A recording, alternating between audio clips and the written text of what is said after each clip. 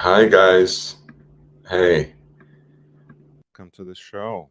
Welcome to the late show. Welcome to the after show. Welcome to the channel. Untimely Meditations. Mr. Sky Dweller pulled up his chair as always. He's listening. Jimmy, new releases upvoted. We're going to talk about the new releases by Vacheron Constantin, which they actually introduced in collaboration with the Louvre in Paris. They had a very spectacular gala for it, inviting all these big wigs from the watch journalism and YouTube and all these other channels. They all look beautiful, quite honestly, and Breitling, of course, just introduced a limited edition. Of course, not incidentally, it was on May 24th, and it is a reproduction, a remake of a watch they actually supplied to Scott Carpenter, who was the second American in space and who had actually asked for this watch specifically on, and he was wearing it in space as the first Swiss watch in space. You know, all these claims. Um, and it was a watch that um, he quite specifically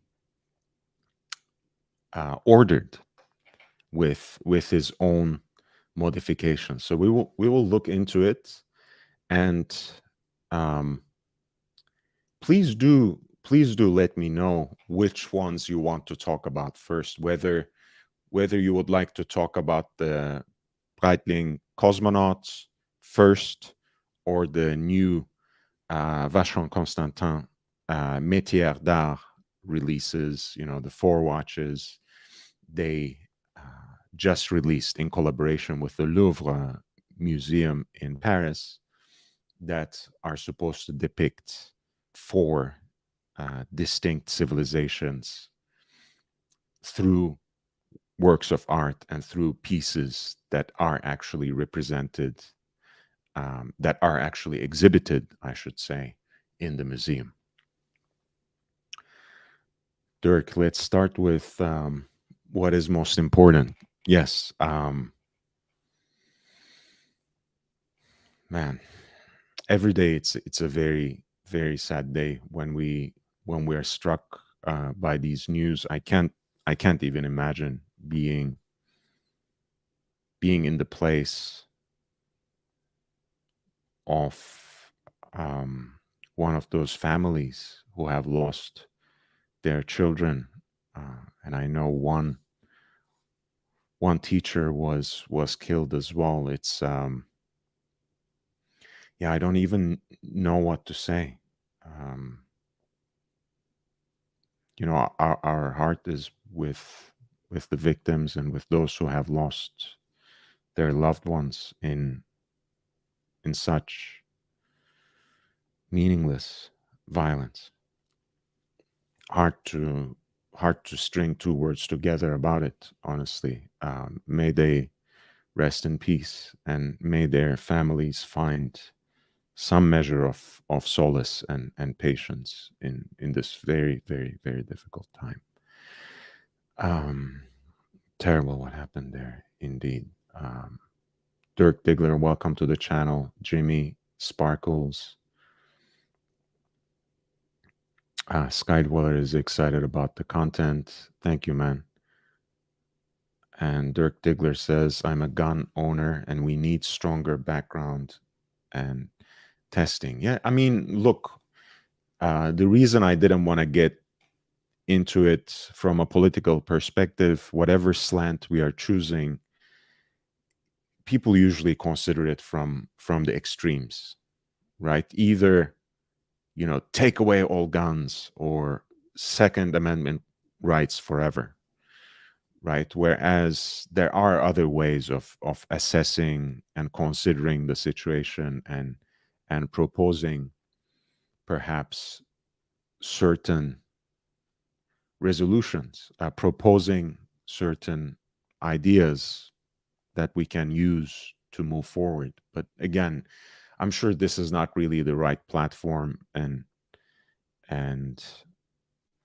I'm sure no one really cares about what I think about the Second Amendment or gun rights, licensing, testing, screening. Not, and they would be absolutely right in not caring about that. So with your permission, I'm just gonna pivot to Watch Talk again, with all due respect to the lives that are lost and to the families who are now bereft. Dirk Diggler says, not sure if you mentioned this, but how was the Bremont event? Actually, I mean, it was cool. The event was cool.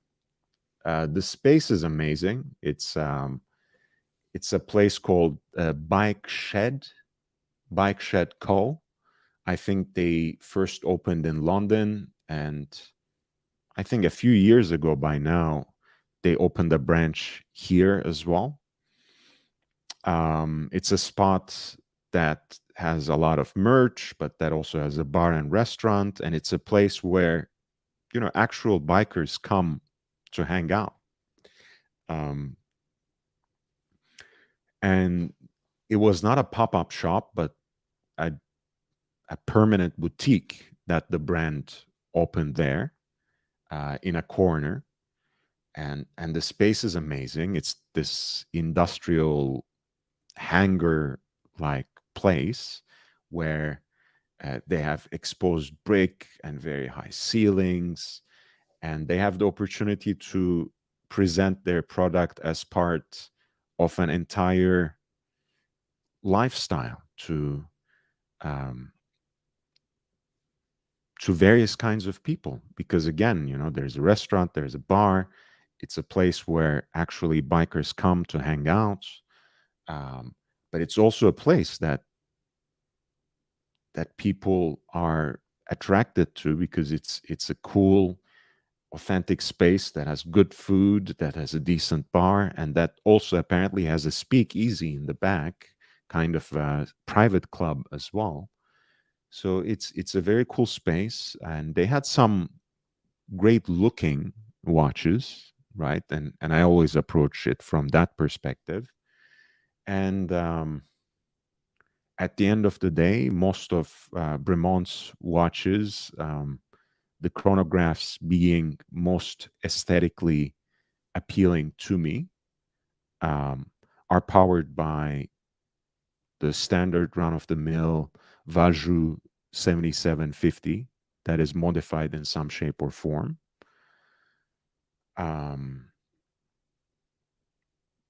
So even though I kind of liked the Jaguar C-type collaboration they did for that particular chronograph, I can't really vouch for it at that price range. I mean, 6,500 for a watch at this point in time, that looks cool. That's not good enough for me. And this is the principle of this channel. I have respect for, I haven't shared the link today for whatever reason. But yeah, I just want to put it out there, so you are more than welcome to jump on. So what I want to say is this channel has always been about really staying true to myself. So unless it is something that I could possibly go out, buy, and be happy with right now, I cannot recommend it. And I'm not going to just bring up a number of watches just to talk shit about them or just to pick them apart either. But maybe I can show you some pictures of the space. That could be interesting because it's generally a cool spot. Um, let's see if they have a gallery of some sort for the space.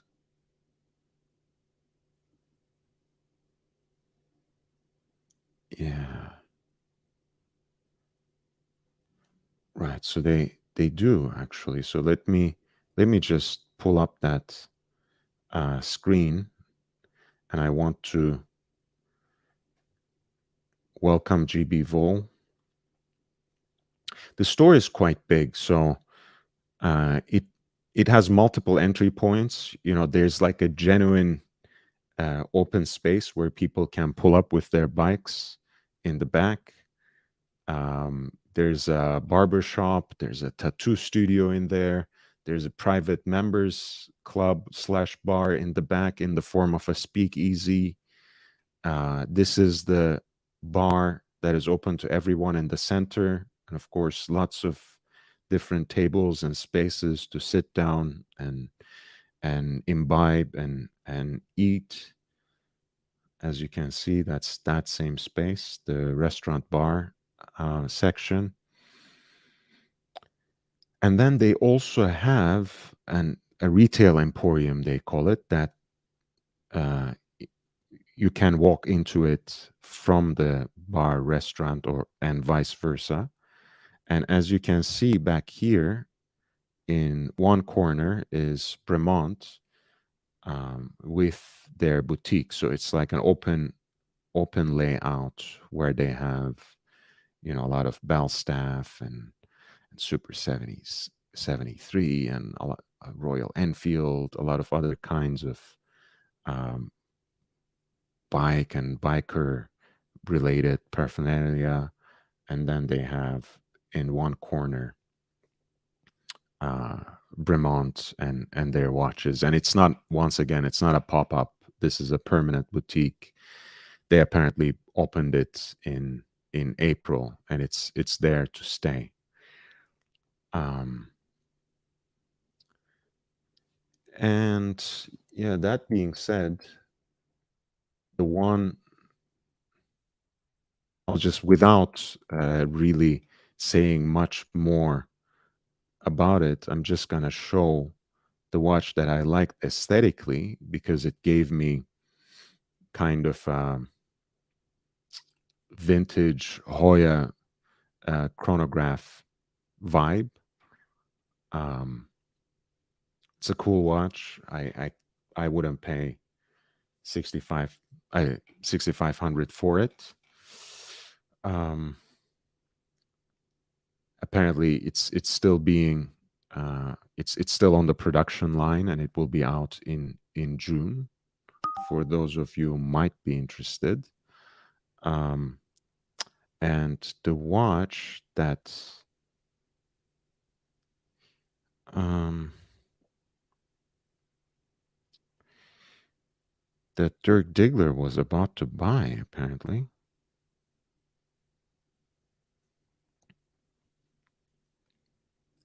What is it? What is it called? I'm not sure if I.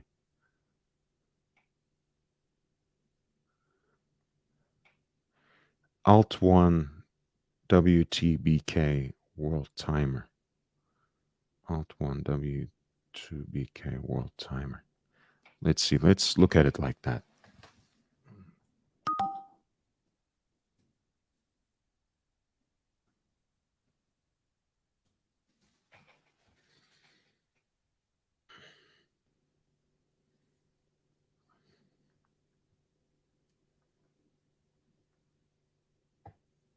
Mm.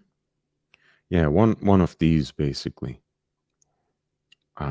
Let's see. This looks a little legible.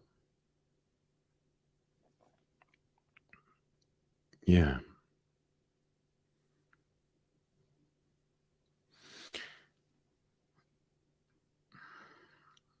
Yeah, frankly, at that price range for a world timer, just go for Nomos Zurich. I think that's a cooler watch. But then again, who am I to say? And why get a world timer at all? To be honest, I think GMT functions are cool enough. The new Longines Spirit World Time is quite an affordable, nice option. Um,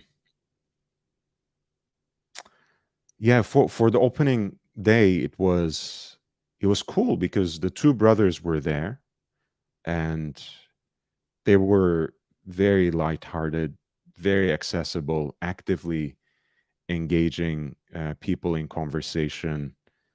Um, just great representatives for the brand, and they're very much aware that all they have for their product is a story.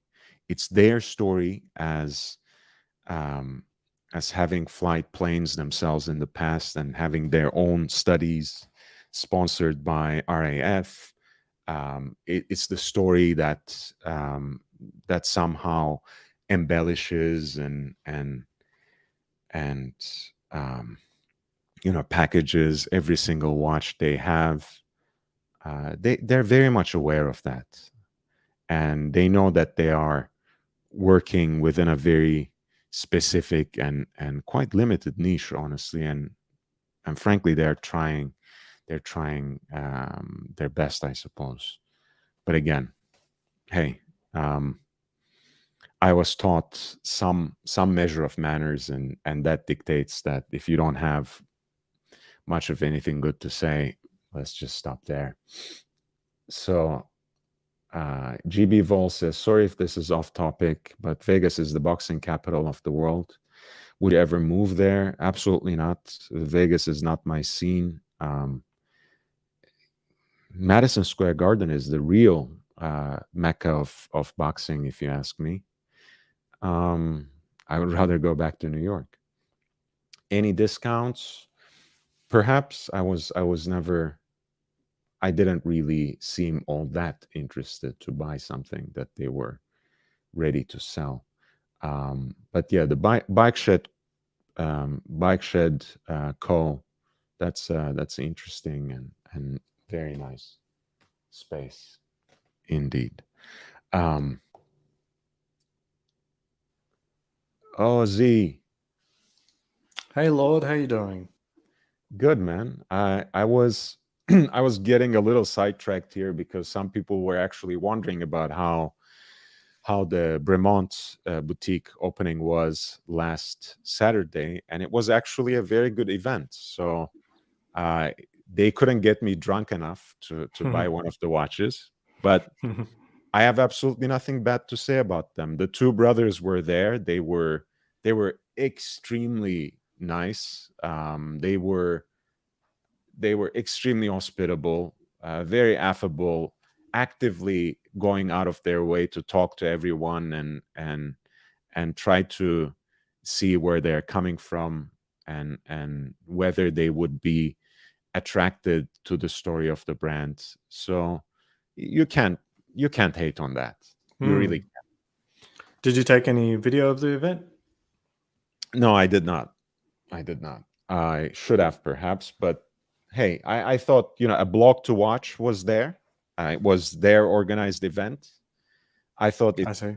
the ethical thing would be to stand back and let them do their own thing. Um, oh yeah, I would look at forget about that price range. If that Jaguar C type chrono was for 2.5K, maybe 3, I would seriously consider it. I think that's a decent thing. But then again, Dirk, it's not fair for me to say, hey, they should really be pricing their product that way, because I'm not the one who has an entire facility in Henley in Oxfordshire, as you said, and they're building the cases there. Apparently, they now have their first genuine in-house movement, but this chronograph doesn't contain that anyway. But I don't know what kind of financial resources that it actually takes to produce that watch. I don't know what their margins are. I don't know their bottom line.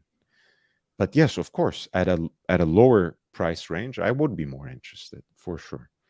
And Dirk is saying it was duty free. I have seen their factory in Henley. My friend lives there. Oh yeah, you're lucky. You're lucky. It does seem like a very fantastic facility, honestly. And I do look. I'm not from the UK.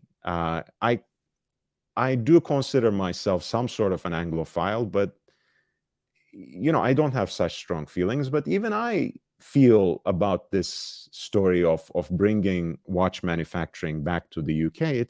It has a certain charm. I can kind of get behind that. It's interesting. England's history of engineering is extremely strong, but it seems to be strong on the bleeding edge. Like most Formula One teams are based out of England. I think it's like 80% of all the teams are in England.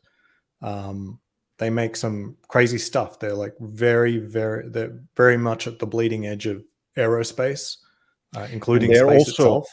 By the way, Bremont's story and their current narrative too includes their cooperation with Williams as well, and Williams is based in Oxfordshire as well. So I'm big fan of Williams. Close. Very big close. Fan.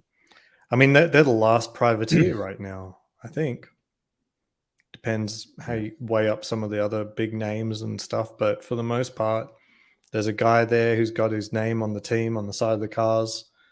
So I think it was bought by someone else. I think. Oh dear. I think someone just. Please tell me it wasn't a car manufacturer. I'm not sure, but someone just bought them. I think. I'm not sure. Yeah. Again, I have a very love and hate relationship with Formula One as well, so don't take my word at face value when I talk about these things. Yeah. But I do care for the sport. I do love Formula One. But yeah, so England's got a fantastic heritage of engineering right through to today. What I can admit, though, is their history being a producer of consumer end products, not so hot, like British cars and so forth. They're cool, they might be bespoke, but they're not Toyota. They're not a country that makes a reliable car for an affordable price. That's not what happens usually. So it's interesting, and maybe premium watches, maybe that's right up their alley. Maybe the next Lange is a British company. Hey, not sure about that, but they can be the next Tudor. Or they can be the next Rolex, if you want me to say that. Who knows? 20. Honestly, I think like it's hard to say, because as you point out, like Rolex in your analogy is sort of like they make reliable trucks, which I think I get, I understand. Yeah. And England would not make a reliable truck. They make Range Rovers.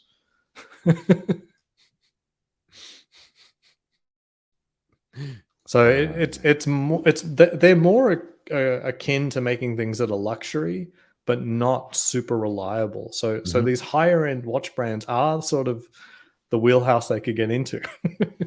Yes, and they can make beautiful SUVs. And look, they have been.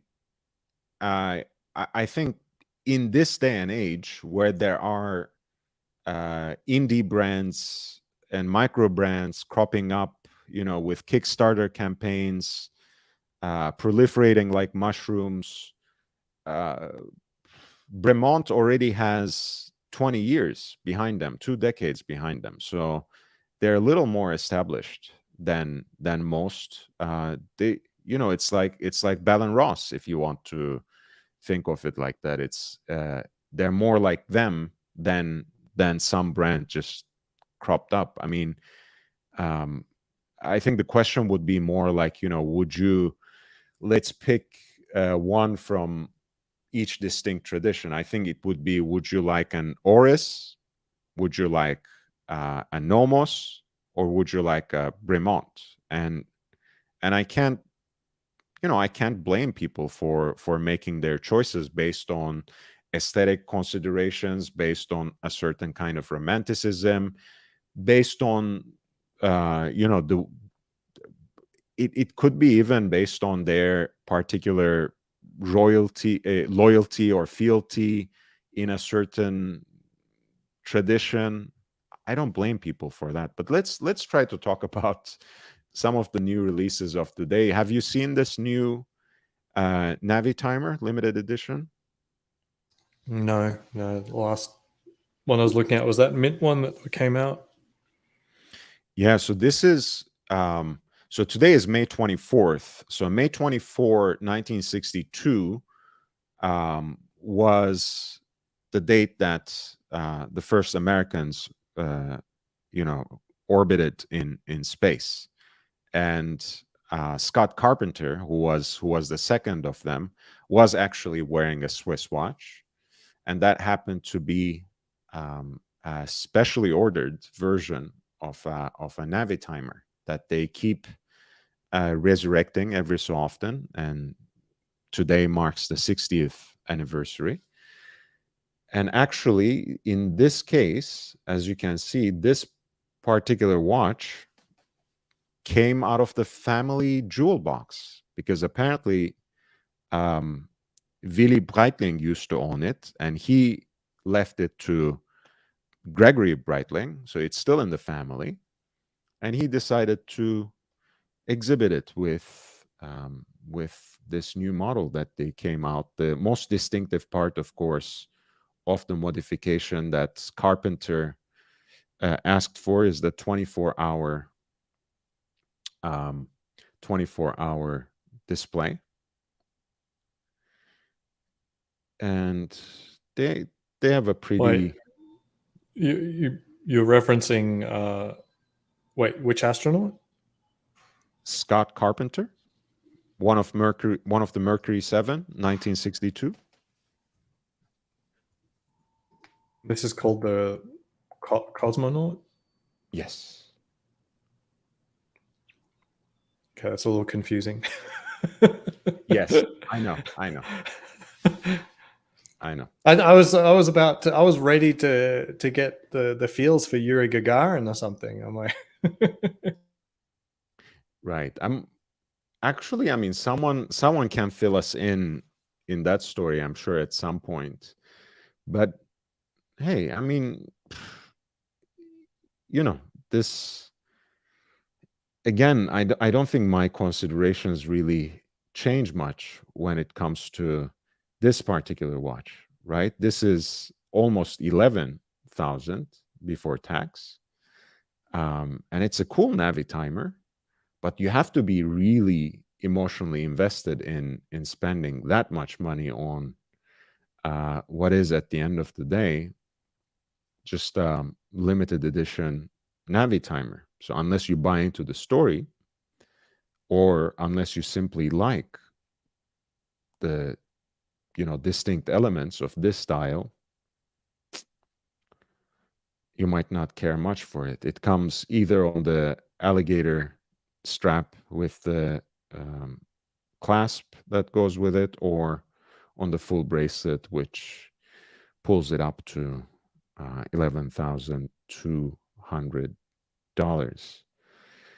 But basically, this comes from a part of history where NASA wasn't yet issuing the astronauts with their own watches. So Scott Carpenter basically had to go his own way and order it through the U.S. representative, I think a company based in New York at the time. And he asked for a couple of specific modifications for himself, of which the most visually distinct one is the 24-hour display. and ultimately it's a watch that of which the original is still kept apparently in the Breitling family, and which they have more or less faithfully reissued.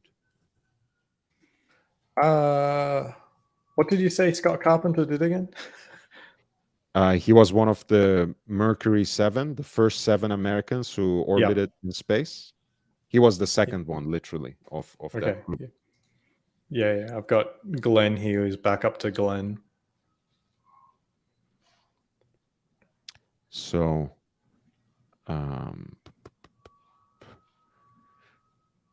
Rolex started in England. Yes, Hans Wilsdorf started the company in London. That's true. It's a good point. I think though, I mean, it was mostly parts made in Switzerland, right? Like cased in England or something, and yeah, that's true.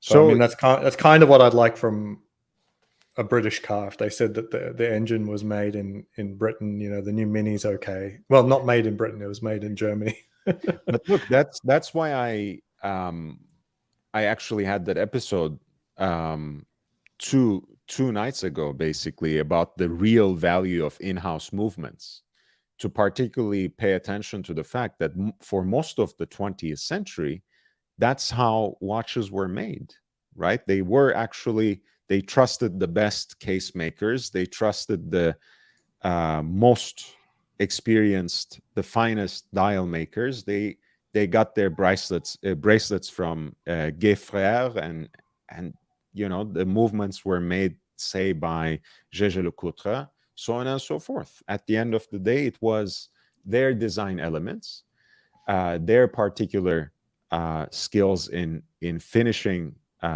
those, assembling those parts, finishing them appropriately inside and out, and finally also modulating and modifying those movements to flex their particular horological muscles, right? You complicate the movement a little further, you know. It's not just a hand-wound chronograph, but also a perpetual calendar, right? Things like that. So ultimately, Rolex's story, at least at its point of origin, is not that different from Bremont, right? Yeah, and it's interesting you bring that up. As an example, Rolls-Royce, or how cars were built in the early days, was that you had car makers and you had coach builders, and Rolls-Royce would be an example of a coach builder. You don't go to Rolls-Royce expecting them to put together a V12 basically. Mm-hmm. And they don't today. They Rolls-Royce make engines, but not in the Ghost. So in-house is like, I would say it's just marketing. You know, for you to covet it is sort of like you've listened to marketing hard enough to think that that's much better. Yeah, it's more effort, but we don't buy things necessarily based on effort. Yeah, and you know, yes, again, by and large, I recognize it as just one marketing ploy. You know, it's like Rolex saying, you know, it doesn't just tell time, it tells history, or Grand Seiko saying we have Zaratsu polishing, Lange Söhne saying we have double assembly, you know, as if no one else, you know, subjects their movements to rigorous chronometric tests and other sorts of trials at this point in time, so on and so forth. So everyone has their particular edge, with they inflate and embellish and foreground. At the end of the day, it really depends on what you connect with, and whether it makes sense to you from a financial standpoint as well. It's like the Burger King Whopper, where you've got the Black Angus edition, when the normal one's also Angus as well. Or we don't cut corners at Wendy's, for example, right? I mean, you know, things like that. It's gimmicky sometimes, but if it actually conveys a message that the brand can substantiate, then it can make sense. I mean, Lange can have a whole shtick about the double assembly, but if the movements were not finished at that level of execution, no one would pay those prices at retail or in the secondary market for those watches. But yeah, going back to the Breitling, I think I agree with you, Jimmy. These Navis are cool, but the price is a little much. Yeah, I mean, that's what I think about a lot of Breitling's releases these days, especially when it's limited edition. But on a leather strap, this Is a cool it watch. really that wild? Like, how much is a regular B01 Navitimer? I don't think it's much different. Yeah, like 10,000 is about the spot, I guess. Yeah, I don't think it's that much different. But it's not Panerai prices, at least. Yeah, it's right under 10K basically. Yeah, not 9K at the 43.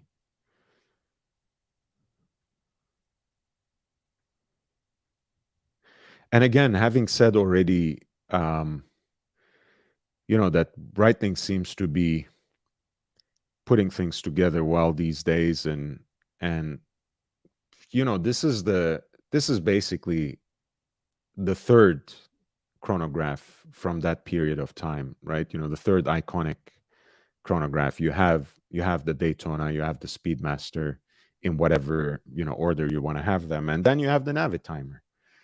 And especially when it comes to the vintage market, I think the only way for those vintage Navitimers is up. So I think there are a lot of good deals in the secondary market. That's all I'm going to say.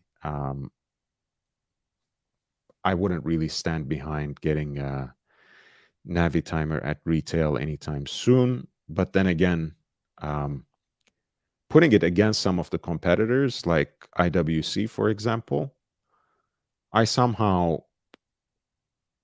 lean towards Breitling. Maybe it's the design elements, perhaps. Maybe it's the history. I don't know. But hey, the average punter knows Breitling more than IWC. That's it. That's worth anything to you at all. And I mean, and like it should be. It should be like, we like and that Rolex. might matter. That might matter. Brand matters. I'm not gonna say that name recognition doesn't matter. I mean, it matters less to me, but then I'm the guy who has 5 Rolex and 1 Jaeger-LeCoultre. So maybe I'm just not conscious of it. Maybe I'm not just self-aware enough. Yeah, I mean, if buying this is not, you got a lot of money, maybe if this was a gift, a Breitling would stand up a lot stronger than many of the other brands that we covered, like from Tudor to. Hey, Ozzy, you have to stop that, because there's the rumor is now that the reason I am in this community is apparently I'm trying to get a free Breitling out of it from Bondage. Because he made I was shitting on Breitling one day just as a joke, right? And he said, well, here's the thing, if you are on on good behavior, I'll get you a Breitling, but you'll have to wear it. And I said, well, okay, if I get one for free, I guess I would. But yeah, we have to kind of put a clamp on that, I guess.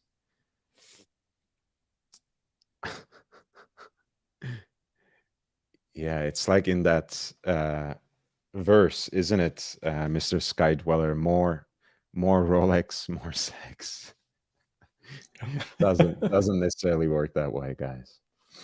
But yeah, so that's the Breitling Cosmonaut release. It's not a major premium. And hey, if you are one of those people actually who say, I shied away from Breitling all these years because of the reputation they had with ginormous watches that were a little too loud and too aggressive for my taste. Here you have something in more classical dimensions and proportions. It's a 41 millimeter case. It's not 43. It's not 46. it has a little bit of a Fotina kind of look on the dial, and the um, open book logo as well. So it has a lot of vintage elements that could be interesting to the right person. And I think it's a handsome chronograph. So if you can justify the price point, I think that could be a cool watch to have. That could be an interesting chronograph to have.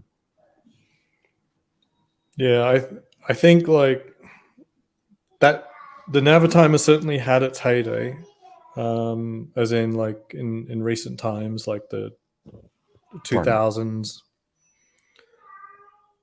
I kind of still put it there. But these smaller designs and on leather, it's getting a lot more tasteful again. Yeah. Yeah, the as Americans say, I wouldn't kick it out of bed for eating crackers. Let's put it like that. I honestly think that maybe they have too many. It's very hard to buy a Reverso or a Navitimer. They just make far too many. Like it's very like you get analysis paralysis, and these things aren't really the kinds of things that are good for analysis. It's really just taste. But of course, I would say this, not necessarily in defense of the Reverso, but Omega was basically being blamed for the same thing, right? Oh, there are too many limited editions, special 100%. this. But at the end of the day, you still had two choices for the Moonwatch, right? So you can at least, if you don't want to deal with all these different options out there, at least what is iconic and what to go for. And maybe, I mean, obviously for Breitling, Navitimer is just that. But perhaps they have to, whittle down some of their models and have maybe a more coherent vision. But then again, they do have a decent CEO who seems to get most things right. So we'll see where they end up in the next few years. Yeah, I agree. Like you can support a whole bunch of variety if for the entry level you make it dead simple. Yeah. I would agree. Ever since that new CEO, Georges Kahn, came into the company, they have been doing so much better. Jimmy says IWC is certainly coming on strong with marketing. Yes, we were just looking yesterday, in fact, as a point of comparison between IWC's new Petronas F1 special edition, which, again, I mean, it's a cool I love that one. Peeping Time says, I'd rather wear a Moonswatch. I think it was saying that for Breitling. Sparkle says, Williams no more. American Financial Group bought Williams. That's what I was. Yeah, I was just reading that I think his daughter or something, their last race was like at some point. So there's no Williams family with the team anymore. It declined the offer of still remaining as principal. I see.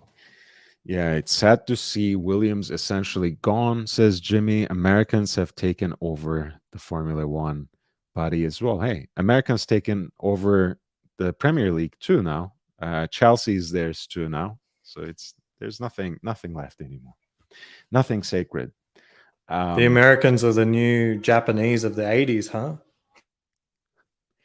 Look, I mean, in a way, they know how to market sports.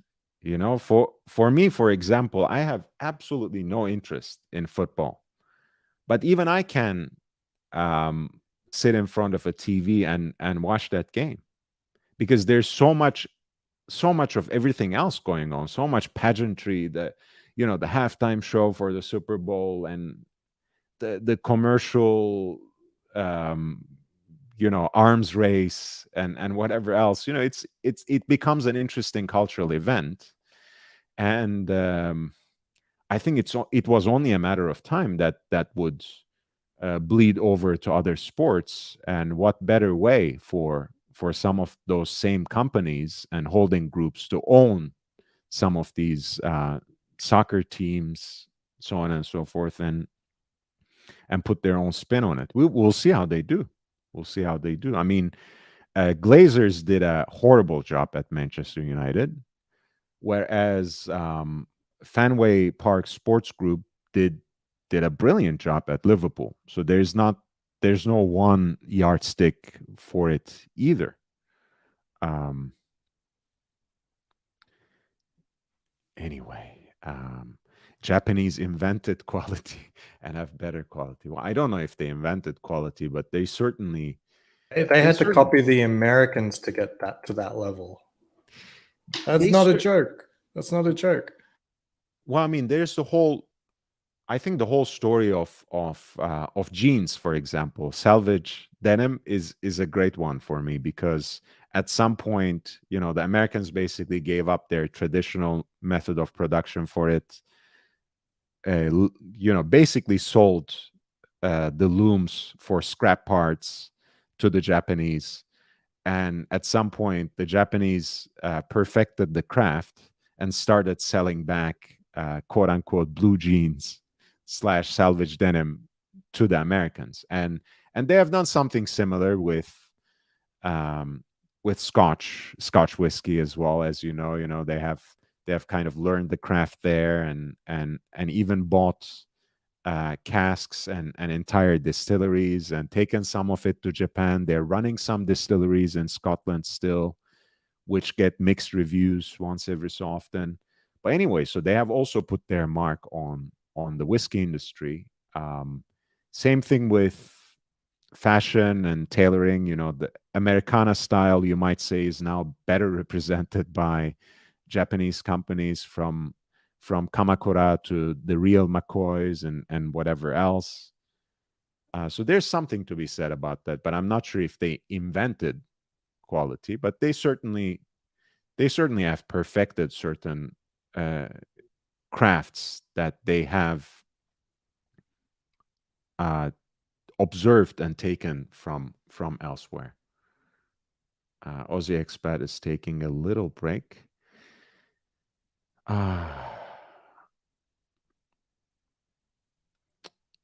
Jimmy says it's fact American football should not be called football and soccer should be called football. There, hey man, if it were in my control, I would issue that decree, but I can't say that.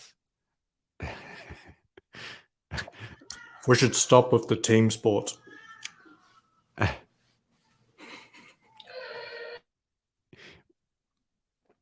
Americans basically built back the Japanese economy after the World War II, and then the Japanese slowly surpassed them. Not just financially, not just with financial support, but American management techniques. I mean, it was rebuilt.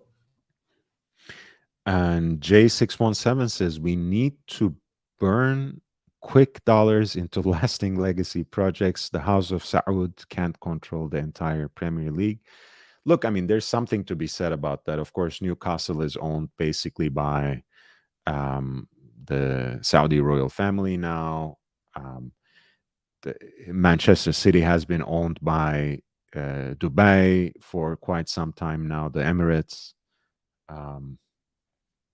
PSG is owned by Qatar. So there are other investments, of course. Americans are not alone, for sure. All right. Did you see the models that Vacheron Constantin introduced? No, I haven't. They're very artistic, certainly not for the faint of heart, but quite interesting. Not only in their decoration and artistry, but also because of the way they adopted basically a digital display. So they have made 4 different kinds of watches, 5 examples of each. So extremely limited editions. Each represents a particular civilization, as is found in the Louvre, Museum in Paris. There's the ancient Egyptian, of course, the Persian Empire, Hellenistic Greece, and Roman Empire um, of the Julio-Claudians. And it all takes at its center a particular work that is found in the museum. So, for example, Lion de Darius, the Lion of Darius, in the one that represents the Persian Empire.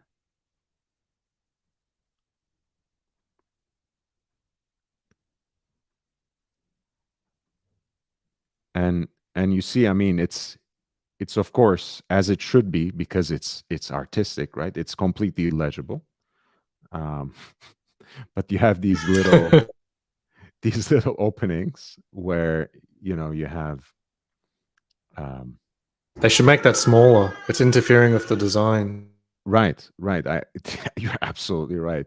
But you have hours, minutes, day, and date, and that's how the four are designed, right? The only way they differ from each other is in terms of the choice of material, the metal, right? Two are made in pink gold, two are made in white gold, but they're all powered by the same movement, and they each have these specific métiers d'art dials that represent discrete artwork.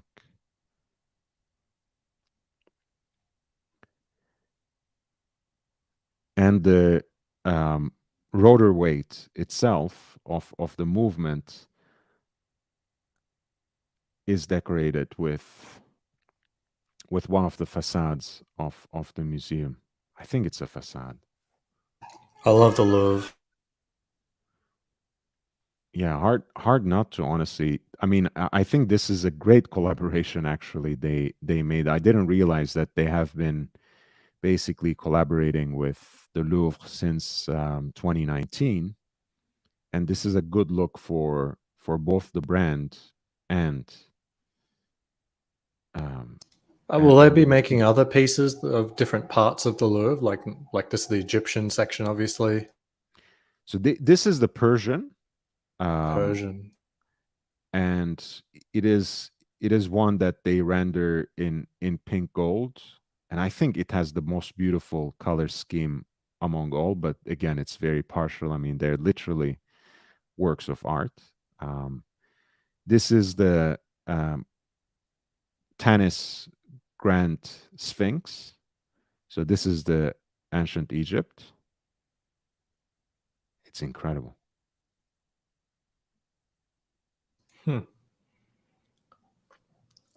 Hardly looks like a watch, though. Right? They are works of art, but it hardly looks like a watch. But that's, I mean, It I was looks- only, yeah, I was only partly joking when I said, like, since these are works of art, you are not supposed to be able to read the time. But it really is that way. Like you said, they made the apertures so small so as it doesn't interferes with the work of art, that they're illegible. It reminds me of another watch that I've shown, this digital display tank from the early part of the century, tank guichet, that just has these like very minute openings for hours and minutes, and you can't read that watch when it's on the wrist. Sorry, I gotta roll. Really great to catch up with you, and Hey, enjoy the stream, everyone. take care, man.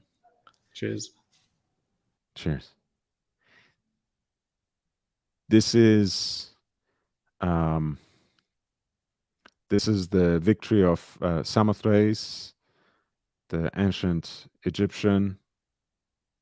And again, you see the dial has the same layout: hours, minutes, day, and date. I mean, the function, of the displays are extremely useful if you could only read them. And I think the color schemes are immaculate, and they all seem to be so beautifully done. Um, and at the end of the day, this again touches upon that aesthetic dimension that we have, the emotional appeal that some of these watches have on us, that they're hardly just keepers of time, right? They're hardly just there for us to read time.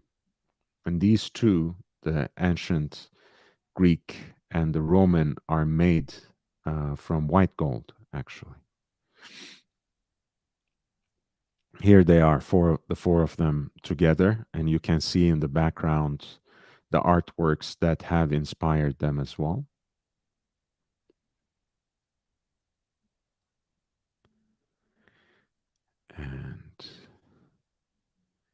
And we have Buste d'Auguste, the bust of Augustus as well, which is beautifully sketched and then also rendered in that time-honored métier d'art fashion.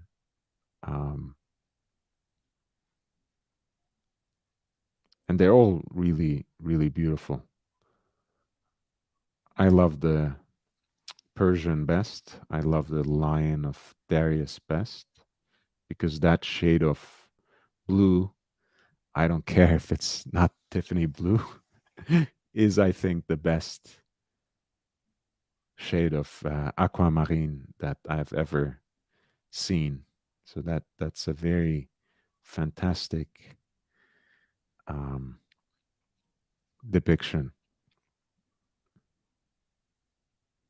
And of course, in their marketing copy, they have the description of every single method that they used and that they incorporated basically into every single one of these designs, which includes Champlevé enamel, grisaille enamel, stone marquetry, stone micromosaic, and engraving. I will read a little bit about the movement, perhaps, but in each case, as you see, they have a 22 karat pink gold movement that has an engraving of the Louvre's eastern facade. Quite a respectable modern movement, 4 hertz, 40 hours of power reserve. Nothing too impressive, but certainly something that can sustain these watches.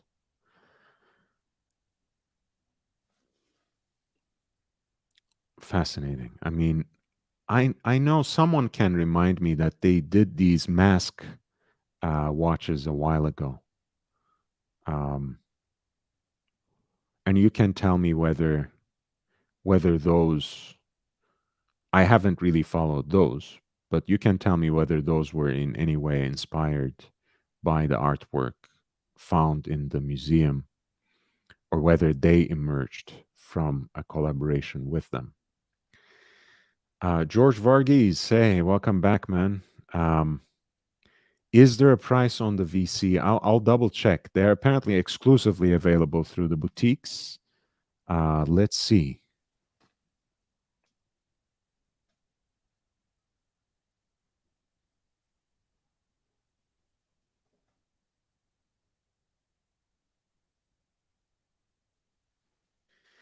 And I know they just also had a special event in the Louvre earlier today. And they actually closed down the entire museum for their event. So it was apparently a great occasion for many of the journalists who were invited by Vacheron Constantin to contemplate some of those artifacts and and artworks in close detail, including the Mona Lisa, of course.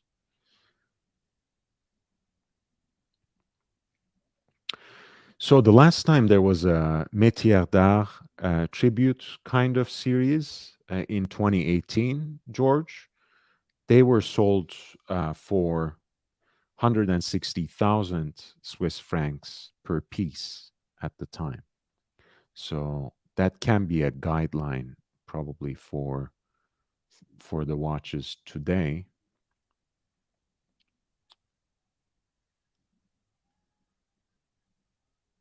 Do the markings mean something above the lion? Yeah, I think those are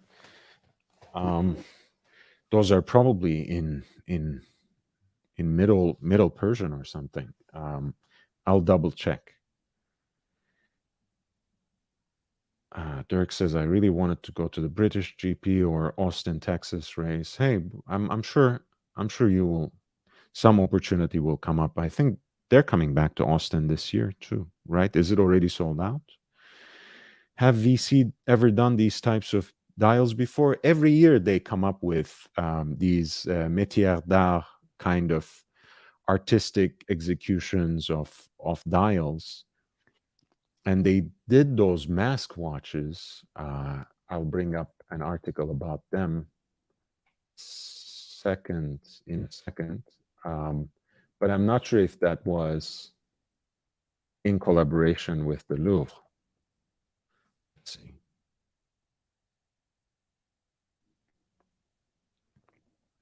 Right. Those, a full set of 4 of those, by the way, are currently on sale on Chrono 24 for 600,000.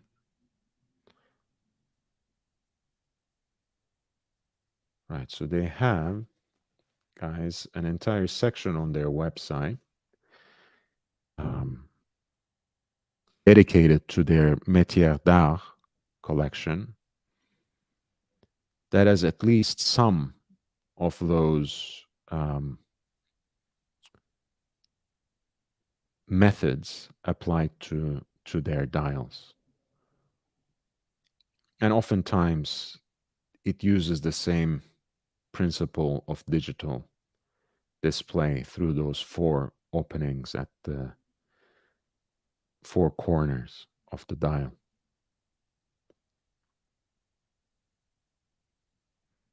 And they're all listed as price on request.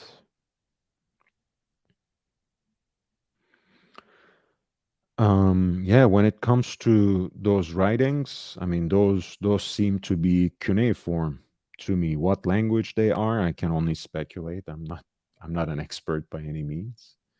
So, but I will read for you, Jimmy. It says, the Persian Empire of Darius the Great era is represented by the emblematic work chosen from among the masterpieces conserved in the Louvre, the Lion de Darius, reproduced in the form of a miniature sculpture, gold appliqué. For the engraver of the applique, rather, depicting one of the lions, the challenge was to achieve an accurate rendering that matched the advanced stylizations of the muscles and the fur of the noble creature's mane that can be seen on the original. As the lions are part of a frieze, the watch face in the background had to represent this decoration of glazed bricks affixed to a wall. To achieve this, the artisans opted for stone marqueterie.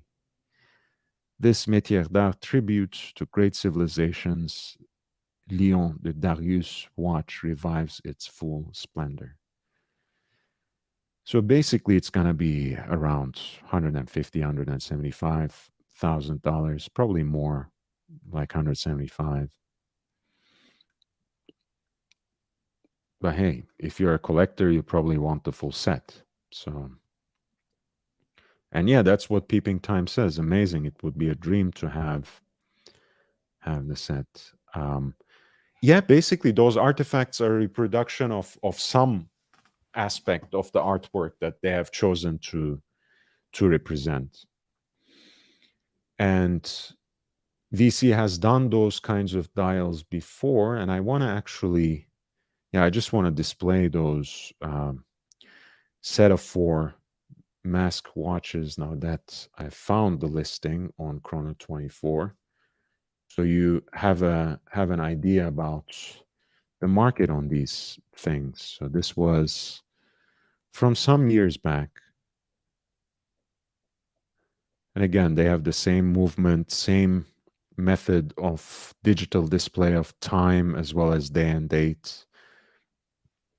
Pardon me. And this was already from 15 years ago. So I'm pretty sure it's not from their collaboration with Louvre. Right. It was a collaboration with Barbier Muller.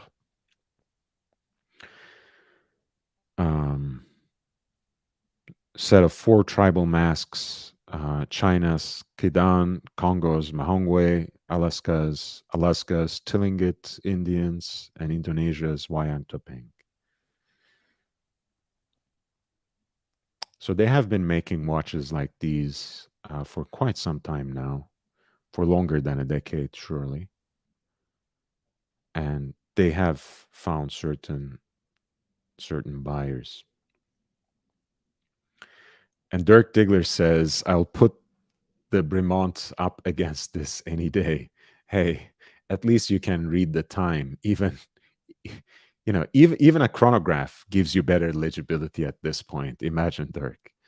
Jay says, isn't it funny that time is the only thing the entire world agrees upon? That's a fascinating thing. I think we can, if we had an expert, we could have an entire episode about how we came to agree with this particular division of time, whether we're talking about the calendar or the 24-hour day. It's not a natural given at the end of the day, right? There were different ways throughout history where people came to tell time, and there were different ways of dividing the day from one civilization to another, from one locality to another. DP says acquired taste. Jay has a great insight about actually the uniform and now universalized way of telling time. It's the modern pathway of civilization. We have kind of all agreed on it because we all inhabit the same modern space, not without violence and inequality, but here we are. Jimmy says, okay, but I had no idea. I tend to only focus on traditional Vacheron Constantin models. And I mean, I understand that, and I completely respect that position, Jimmy. But to me, what sets apart Vacheron Constantin among the usual suspects is that they're a little more daring and a little more quirky and artsy when it comes to their designs compared to Patek Philippe and compared to Audemars Piguet. So I always look forward to at least looking at some of these pieces that come out every year or so, and sometimes even more often. I think it's one of the things that makes the brand a little more interesting than any other high horological brand.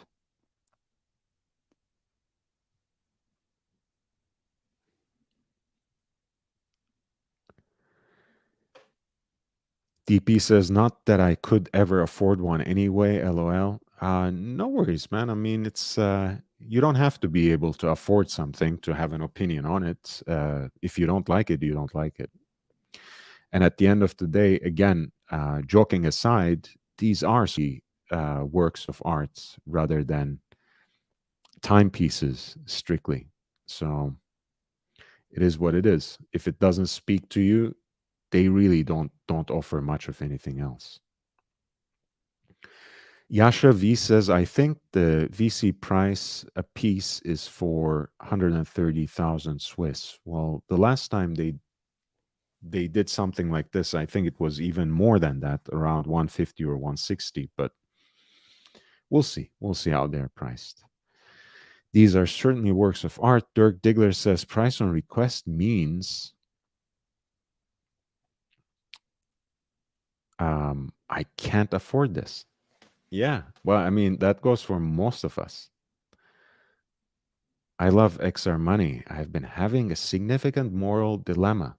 Is a good deed still a good deed if you do it to benefit yourself? Great question. Great question. Dirk Diggler says, I went into the Vacheron Constantin boutique in South Coast Plaza. They were real nice, down to earth. Let me try on some 80K watches. Compared to Rolex, it was night and day. That has always been my experience with Vacheron Constantin, with now Lange Söhne as well.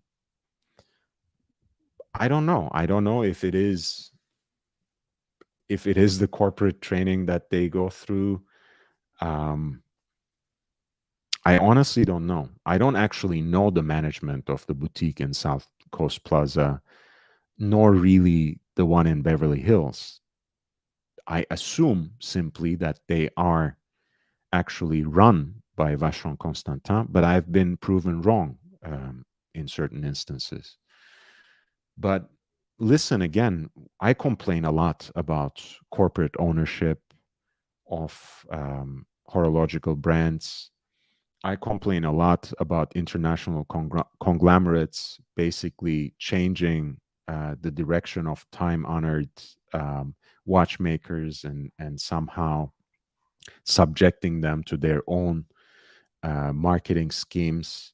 But sometimes when they get things right, you have to also give them credit, right? The money to sustain a boutique in Beverly Hills or South Coast Plaza, for that matter, comes from somewhere. The money that goes into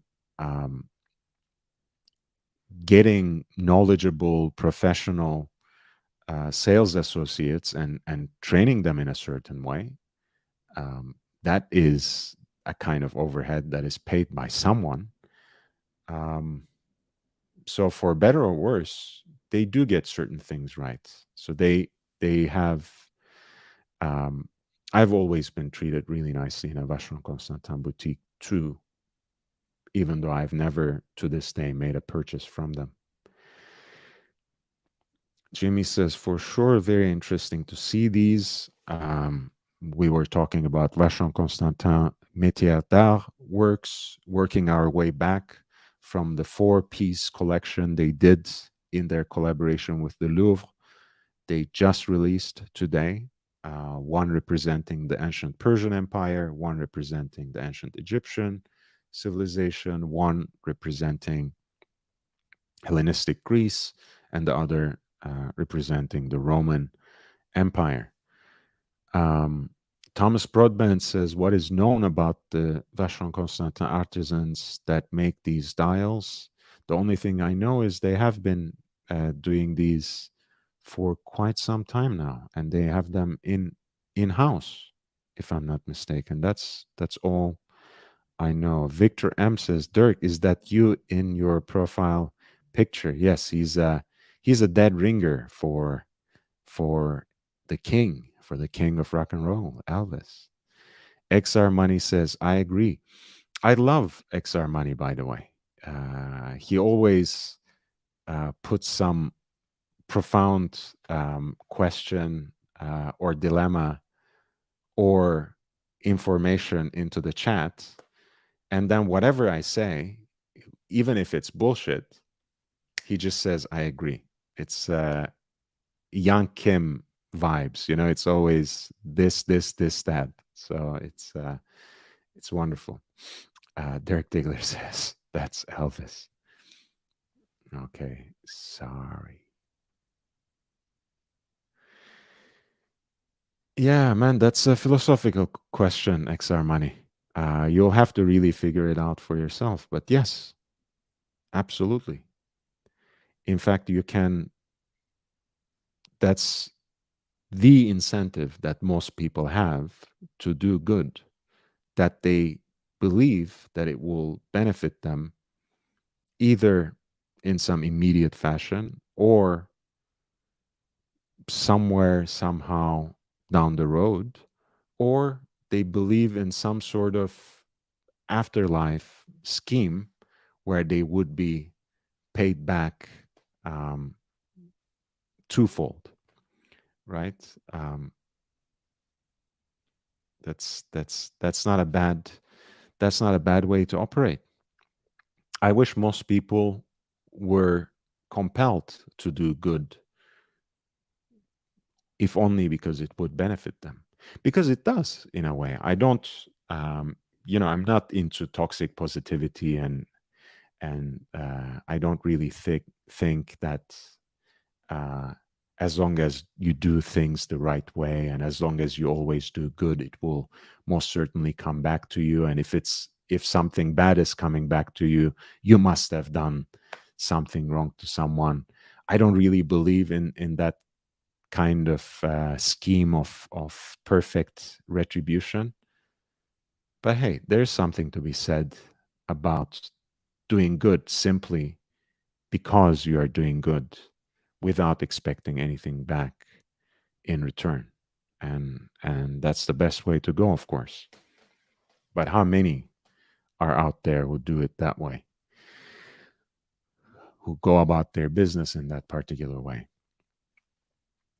I have been found out, guys. I have been exposed. I'm here, as you know, for the money. So, that being said, it doesn't cost anything to hit the like button. It gives me more exposure. It gets me that much closer to my first major goal of 1,000 subscribers.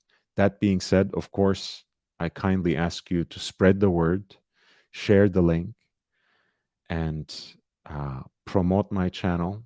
And that's the most invaluable help you can give me until I can get monetized. But in the meantime, if you have been enjoying the content, if you have been engaged with the watch talk, if you have been learning anything from the watch conversations that have been going on this channel, feel free to contribute on PayPal, and that's lordhellespontv@gmail.com, lordhellespontv@gmail.com.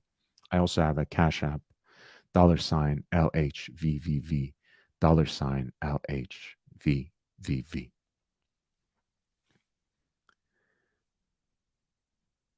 A pyramid scheme, you say? And theory of convergence. Hey, whatever you call it, a pyramid scheme,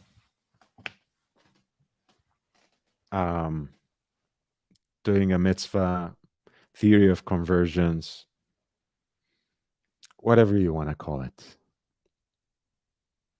At some point, you do things, and you do things out of your own sense of conviction, hopefully with some measure of self-criticism and self-awareness, and a core of principles that you would never break. That's the only way to go from my understanding.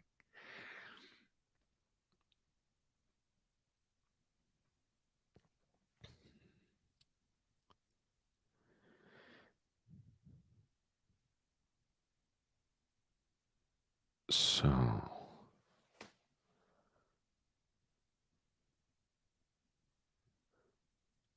let me see if I missed anything earlier. Peeping Time about the Breitling was saying, I'd rather wear a moon's watch. That was harsh. So what's our final position on the Breitling, guys? Do we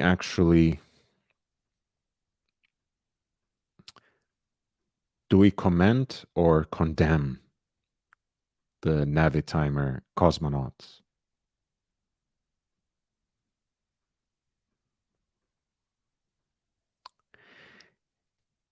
It's a limited edition of 362 examples, retailing right under $11,000, excluding the tax, on a leather strap the iconic pilot's chronograph fit for space travel.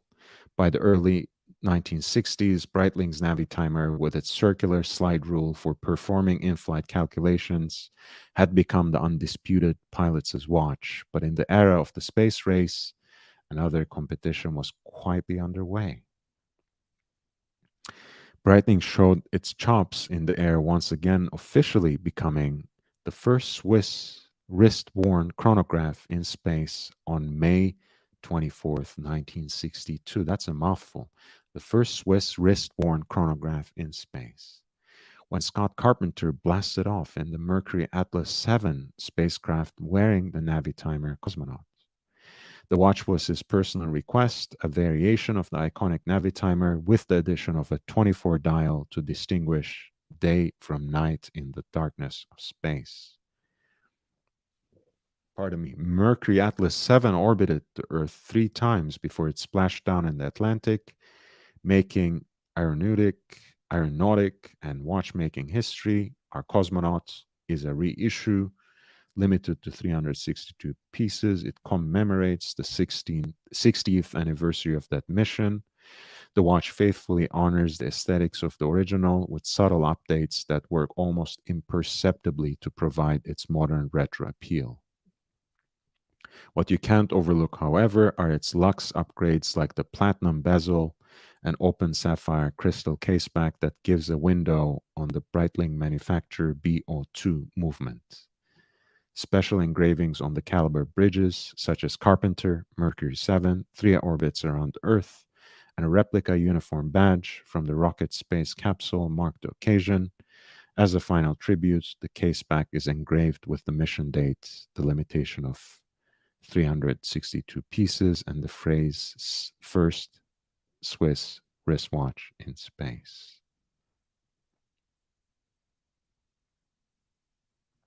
The bezel apparently is platinum. You have the 24-hour dial, and you have an exhibition caseback.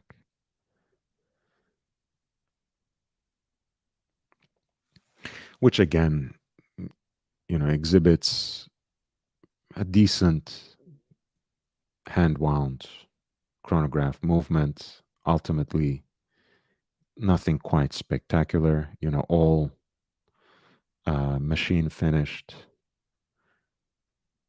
But hey, again, as we highlighted before, the dimensions and proportions of it are a little more classical. And if you're looking for something that has some vintage appeal and has those classical proportions, but still somehow falls in line with the Navitimer aesthetic, I think it doesn't look like such a bad option.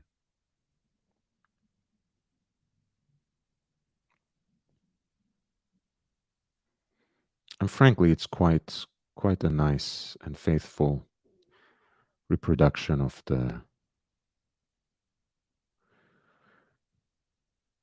vintage example. And not an insane markup either.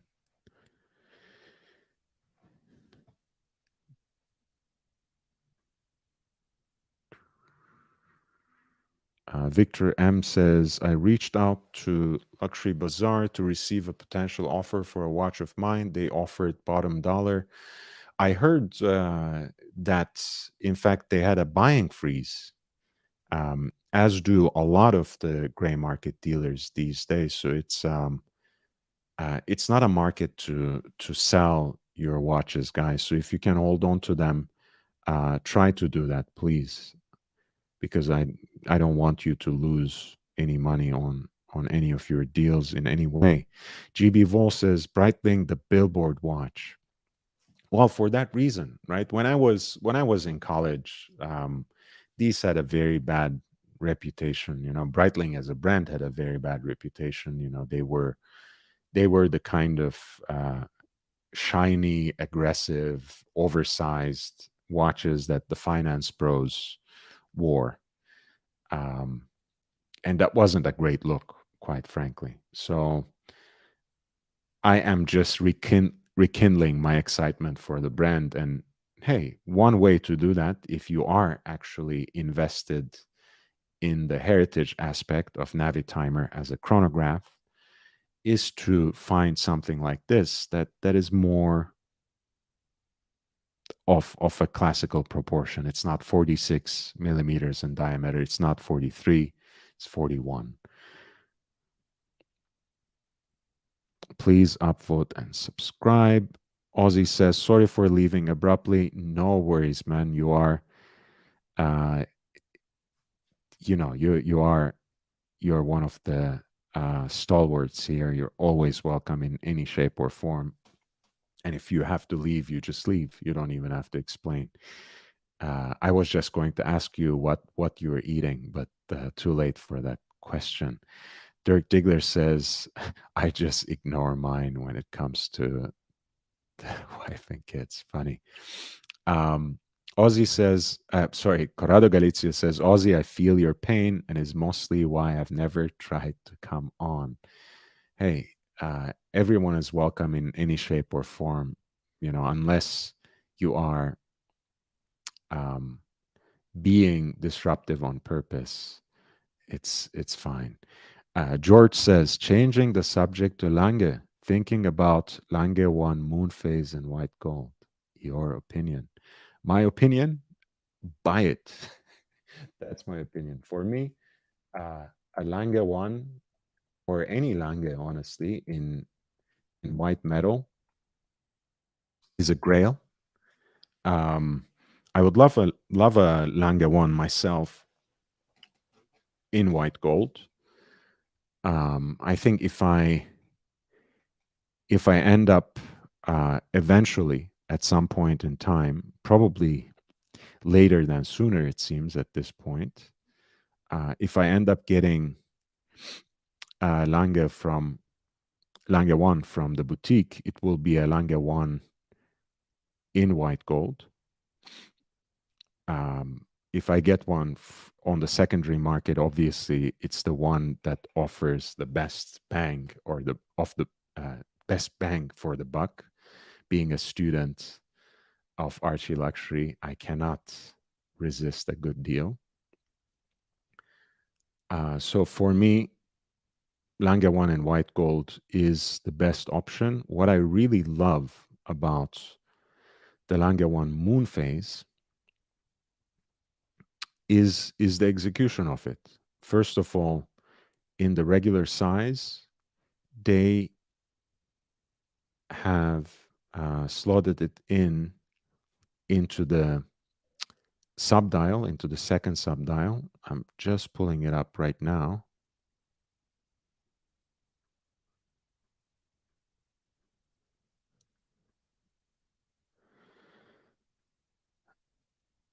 So one thing I love is how they basically have not disrupted any of the original design principles and elements of the dial, and simply lodged that beautiful moon phase into the second subdial. And it is basically, it's made of two discs, right? It has the moon that represents the position of the moon in the northern hemisphere, which is superimposed on another disk that also serves as a handy day-night indicator. Because when it's daytime, it has this very clear and beautiful tint of blue, open skies. And at night, it has this midnight blue shade that's decorated with the stars. And it's really, really a beautiful sight. I just want to show you also how the morning sky looks like, which is like this, as you can see. This is the platinum version, but they have displayed it with the morning sky with the clear blue skies. I think it's a great, great watch. And I like that it's distinct enough from the white Lange one, which has the silver dial rather than black. So the moon phase is aesthetically a distinctive watch. It's a different watch than just a moon phase version of the Lange one. Yeah, I think it's an absolute winner. It's an absolute winner.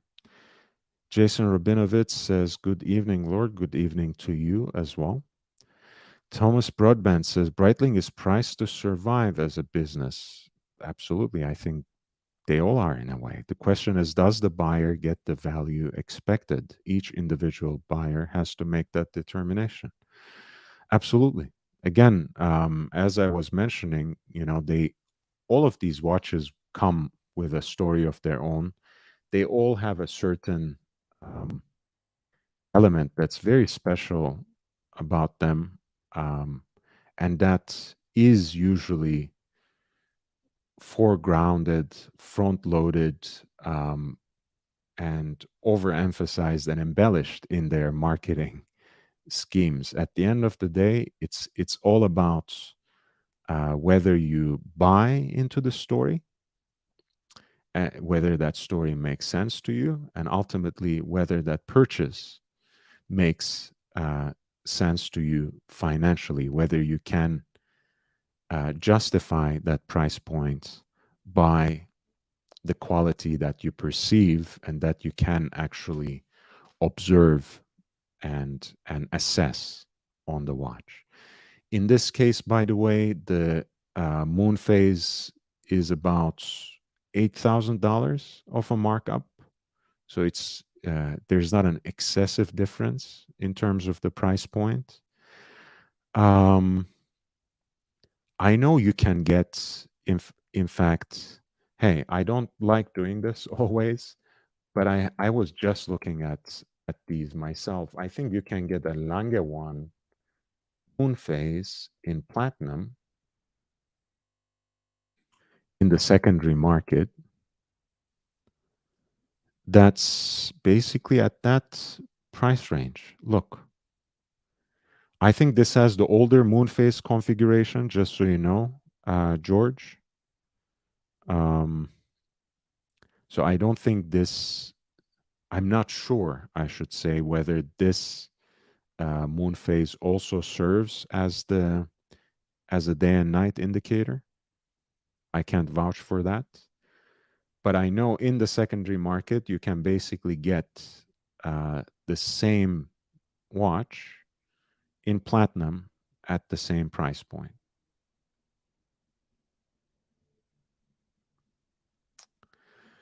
Mr. Sky Dweller says, "I am coming on the show one day to show my watch. You are welcome any day, at any time you wish, Mr. Sky Dweller. You don't have to show anything if you don't want to. But of course, we would love to see your watch. We would love to see any part of your collection, of course." Dirk Diggler says, "Would you let Tim or Oshin on your show?" Tim Wright has been here before.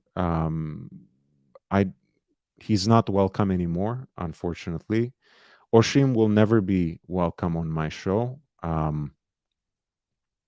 There's much more to come on that front. I have been just alerted to something very, very, very shady about that character.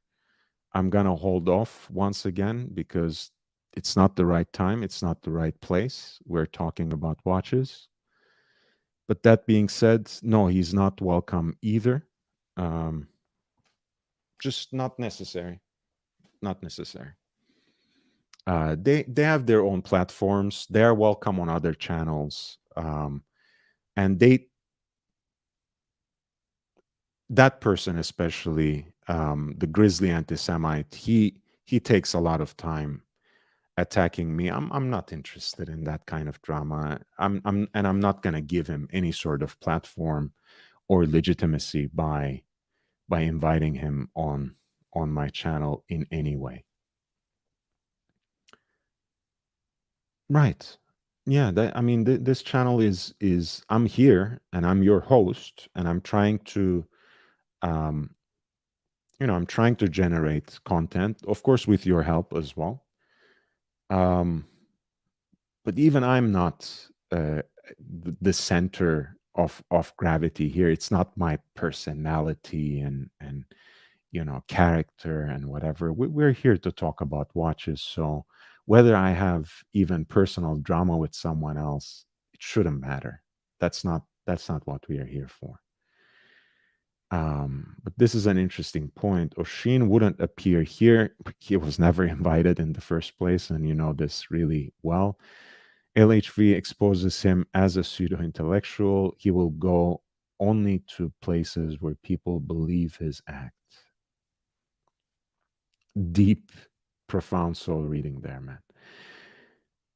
And Jimmy says, good, because he was saying that if he comes here, I'm gone. Yeah. Look, guys, maybe I should make more effort to invite other characters. Certainly those two will not be part of that. But this is a conversation that develops naturally. Anyone who is interested can jump in and join the conversation. I'm posting the link again. I don't think I have posted the link earlier today and pinned it up there. So let me do that as well while we're at it. But yeah, that has been the MO of this channel, that we just have an organic conversation about watches, and anyone and everyone who wants to contribute to that discussion is absolutely and unconditionally welcome, except for people who want to come here to disrupt, to attack others, including the panelists and people in the chat, but also me, and to bring over the drama from other channels onto here. That is not welcome. Other than that, anyone and everyone is.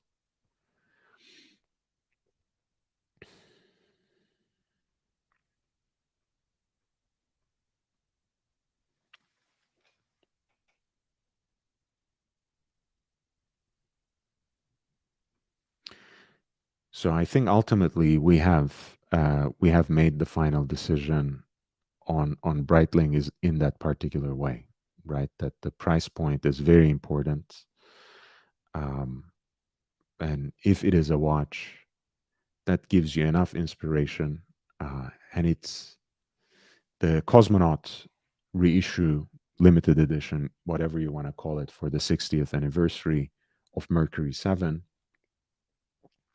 is different enough from the usual range of Navitimers they have that it might attract someone who is not necessarily a collector of Navitimers. It's more of a classical proportion. It has its own unique and vintage-inspired design elements, which is something that Breitling keeps bringing back and keeps putting front and center in a lot of their chronographs in the last few years, since Josh Kahn has been at the helm as the CEO. And ultimately, with it not being marked up at such an outrageous level, it could be an interesting way to either expand your collection or get into the brand. And yes, I have said full support for Saxonia and full endorsement of Lange 1 in white gold with the moon phase. I think that's a very nice watch in the black dial. if you want to go into the secondary market, I think for the same price, you might be able to get the platinum. And that's that. George says, could you explain how a Navitimer works?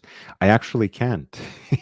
That's one of the reasons, George, that I always swerved away from Navitimers among all chronographs, because I was always very much confused by all those elements of the dial.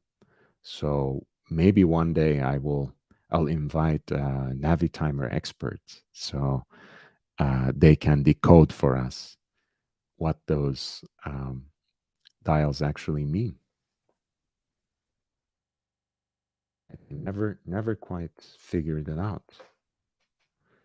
We were looking at Navitimer 43 with the ice blue dial yesterday, right?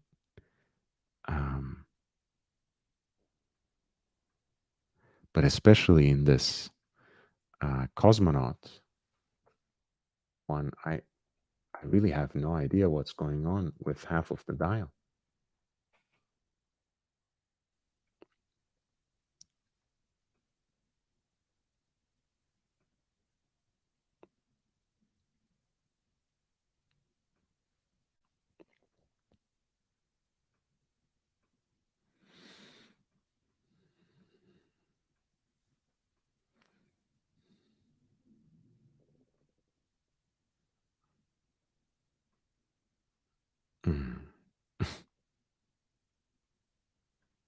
Yep, you got me, George.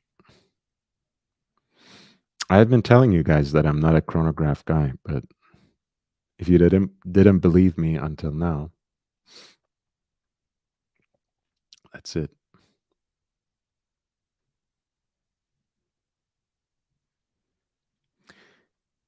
I believe the bezel has a slide rule function. Absolutely. It does. But beyond that, I really don't have anything to add.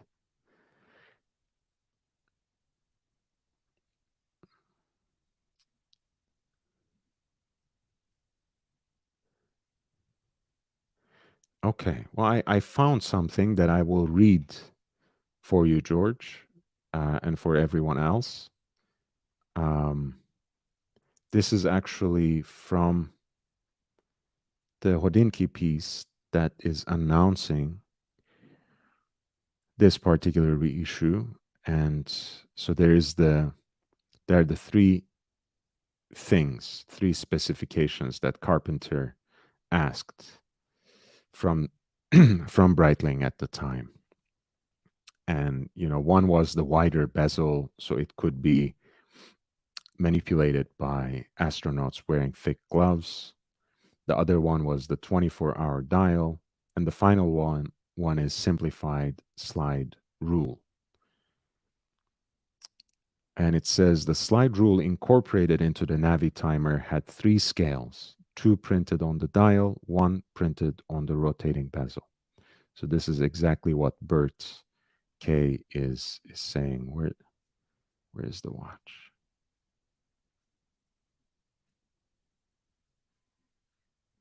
Right, so the outer one is the one that can be manipulated by the bezel, and you have a second one and a third one.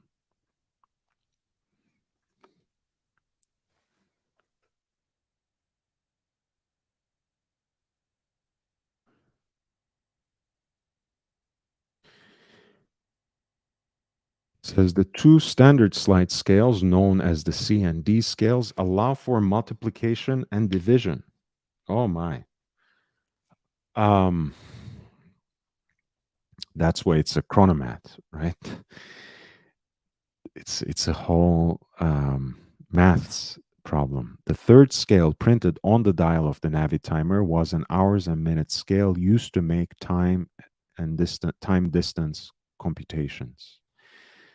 This 3rd scale translates minutes shown on the inner slide rule scale to hours, which are shown in HHMM formats. Carpenter realized that the HHMM scale on the hours minute scale on the Navitimer would be of no use to astronauts, and that the dial would be more legible with the deletion of this scale. The deletion of this third scale would allow more room for the numerals marking the hours and improve the legibility of the watch and its slide rule scales by making the dial less busy. So ultimately, here's another potential reason to be interested in this particular Navitimer, among others. Right? This just has the one that you can manipulate with the bezel, and then the second one inside, not the hours and minutes one. It still doesn't necessarily solve the problem for me, but I will have to study this, George. Thanks for asking the question. It encourages me to learn more. Yasha says we are a calculator computer generation. You're absolutely right, man. And he says, I understand that one can do algebraic calculations with a slide rule, but I don't have a clue how to use it. Yes.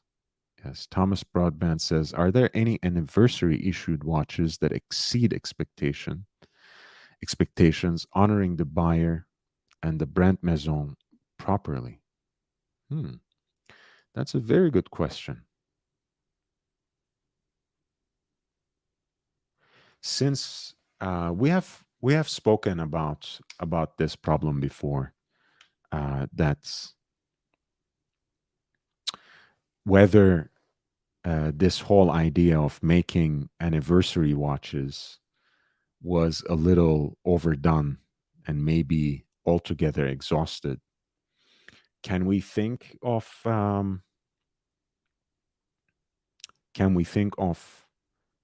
watches, anniversary models that actually seem more than a matter of course, that actually have some added value that genuinely excite you as something more than a commemorative watch, as something more than being merely for the most diehard collector?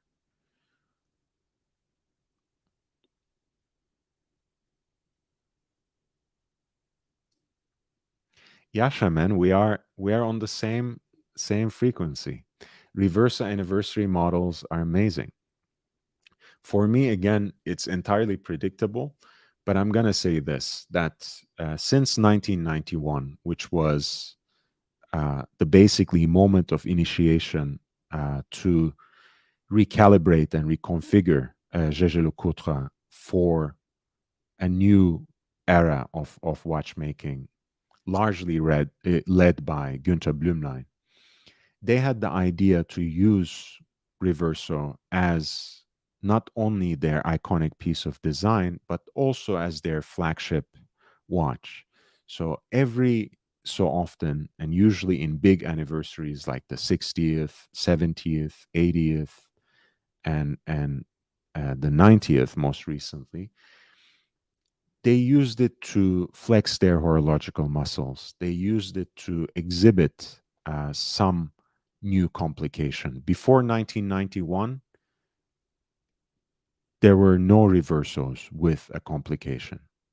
And day by day, anniversary by anniversary, they added the date function, day and night, minute repeater, tourbillon, perpetual calendar, on and on and on. And every time, for the 60th, they had something new. For the 70th, they had something new. For the 80th, they had something new. My favorite was probably the 70th.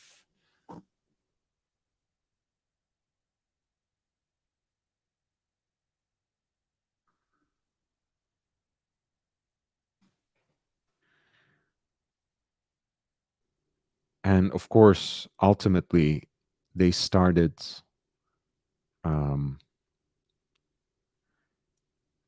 they started coming up with ultra thin reversos, which is also a way of honoring Gégé Lecoutre's own pedigree as the watchmaker's watchmaker. After all, those ultra thin movements that they supplied to other manufacturers such as Audemars Piguet, Vacheron Constantin, Patek Philippe were their bread and butter for at least a good part of the 20th century.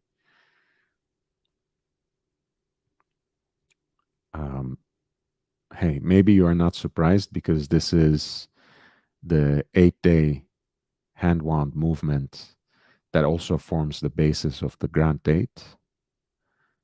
But here in the 70th anniversary model, the 70e, it is actually produced in a limited edition of 500 pieces, executed in platinum, and has these broadsword hands, the 8-day power indicator, the big date, seconds on the subdial, and an additional day and night indicator.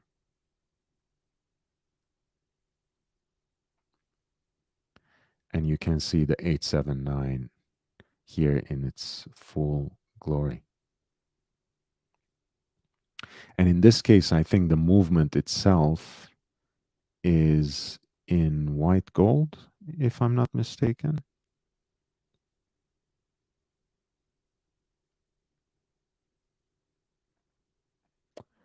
I mean, the watch itself is in platinum, and so is the clasp. But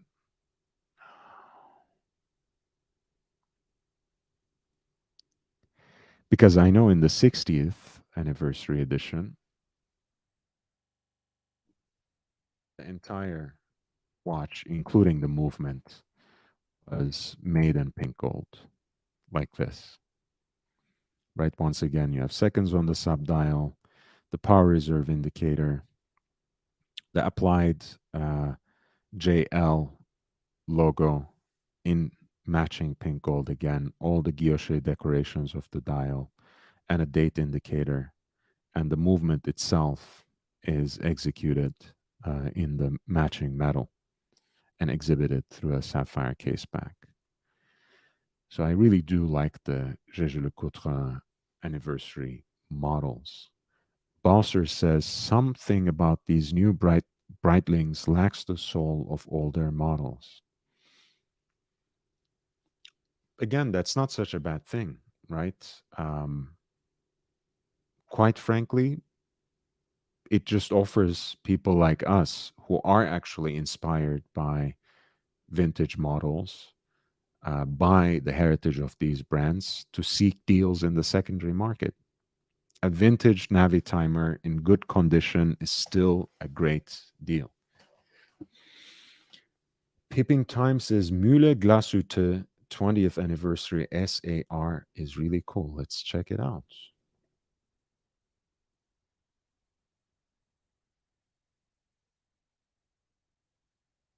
It's a Flieger watch, right?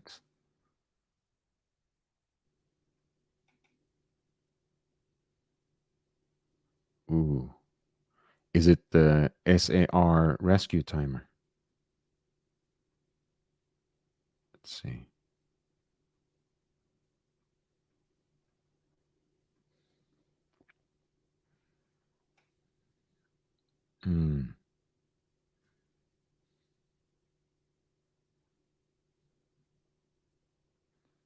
It is a very interesting piece of design. And Peeping Time, I can tell you love your diver watches. I really respect that. And you have a brother in me for sure.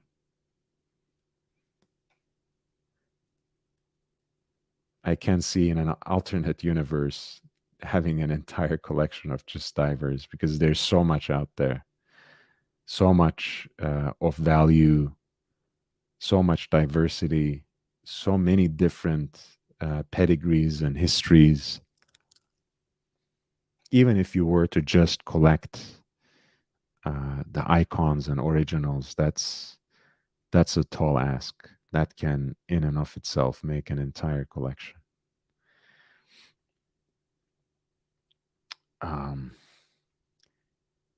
VC 240. Oh, wait, I missed this one.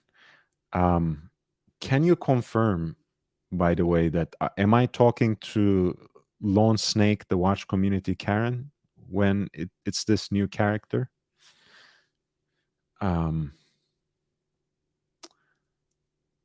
But yeah, I think my favorite book, it's a very difficult question, so I have to specify genres.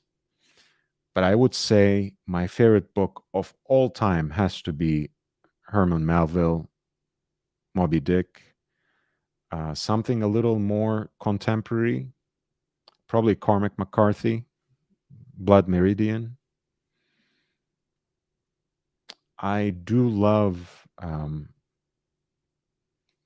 Gibbon's The Fall and Decline of the Roman Empire. I think that's one of my favorite books of all time, of whatever genre as well. I'm blanking out on the name of the narrator, but it's also one of the best audiobooks that you can find on Audible, by the way.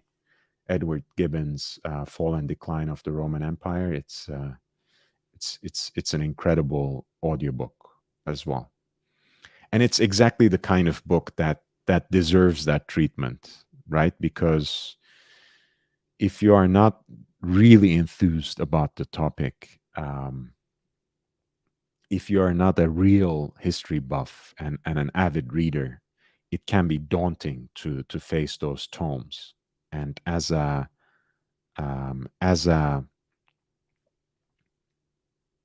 audiobook that you can just sit back and listen and enjoy in narrated in this very capable, dramatic register that has the right amount of emotion and theatricality without being overbearing, it's the perfect one. Let me dig up. Let's see, Audible. Decline and Fall of the Roman Empire. The narrator is Charlton Griffin. Yes. Right.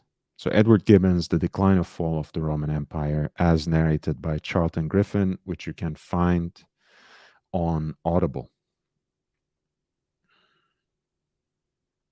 Oh, hey, Lone Snake. Thank you. Thanks for doing the show. Please upvote. Thank you, man. What's your favorite period of history to learn about? I think it's the Roman Empire.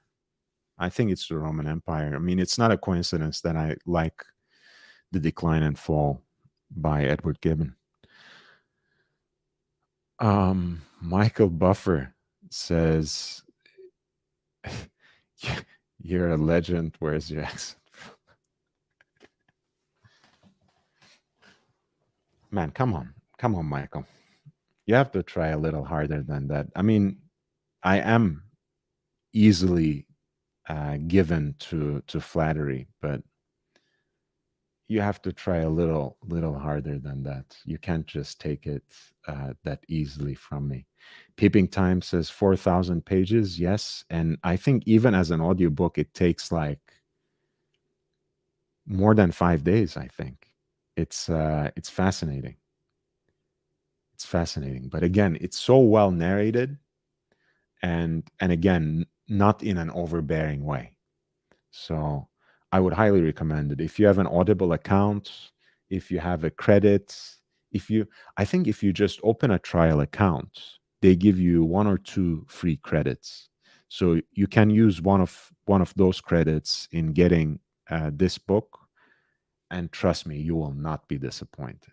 You'll not be disappointed.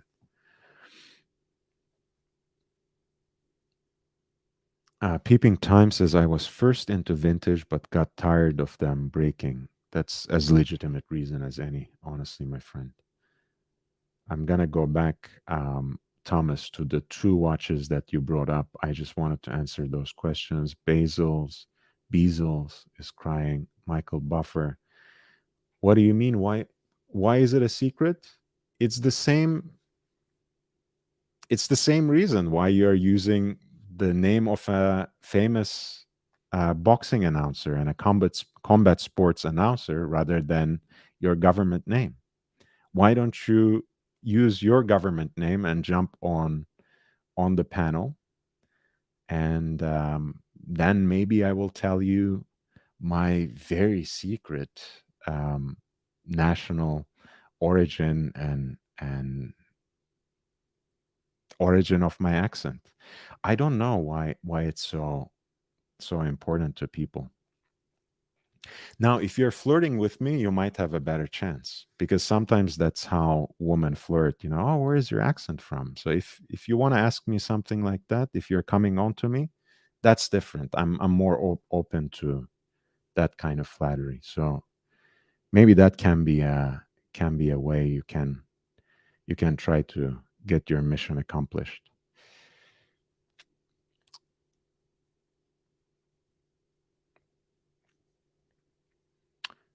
Hey, I mean, I'm glad you're a fan. I don't mind that. And if you want to help me out, share the link. Share the link. I'm not offended, by the way, and I hope you don't take it personally, but every day there are at least one or two people who are in the chat asking these sorts of questions. I don't think it should be that important.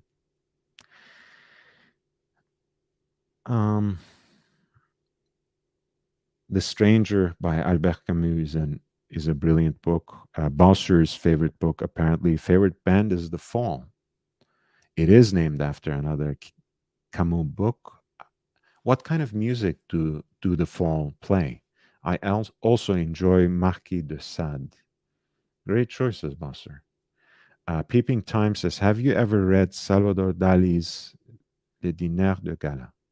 It's a cookbook, but I have not. I'll check it out, man. Thank you.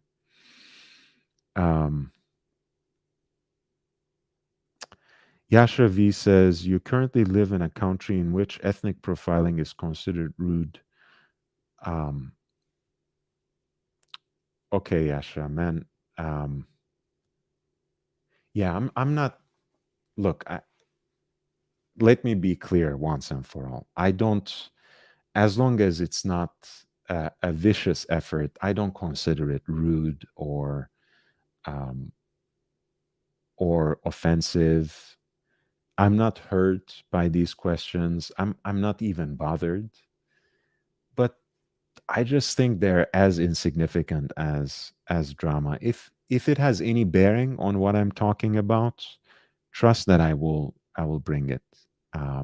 Trust that I will add that into the story.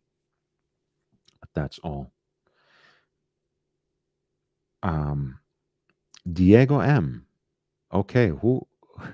One of these people are Diego? I don't know. Yeah, Yasha, man, I love you, and Michael Buffer, you too.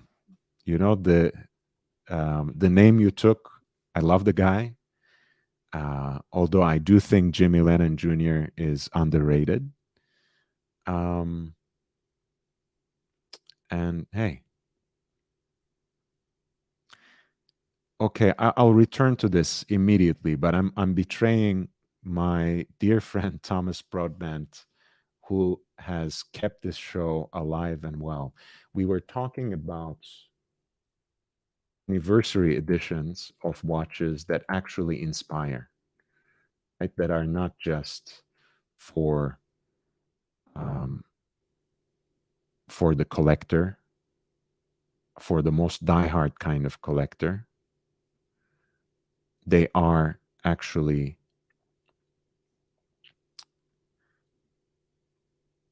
more than just serving a commemorative function.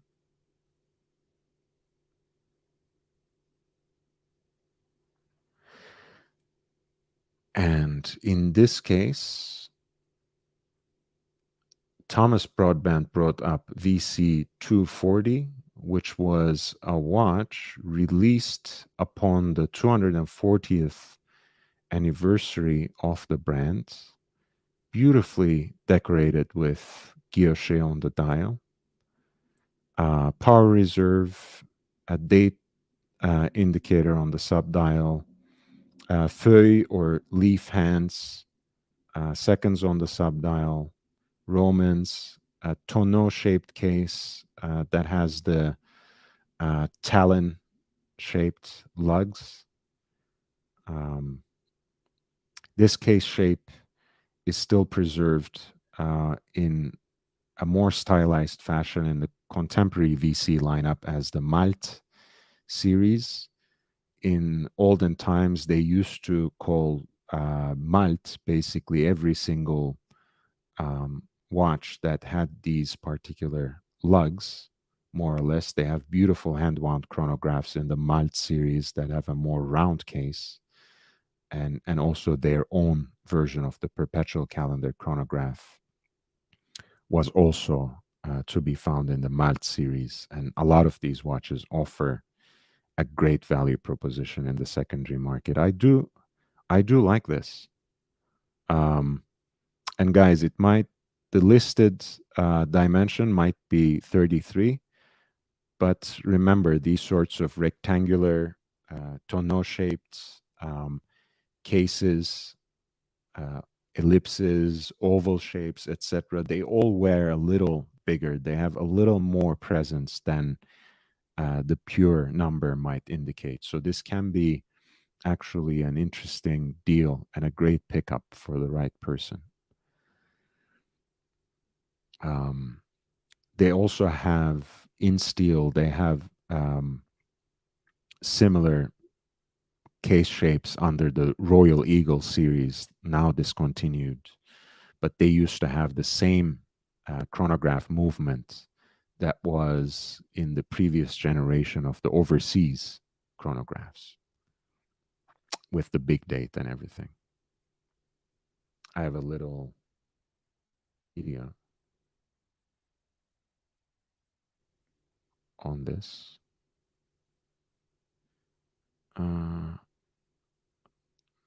Or rather, I should say with. Yeah. So they used to have these chronographs as well.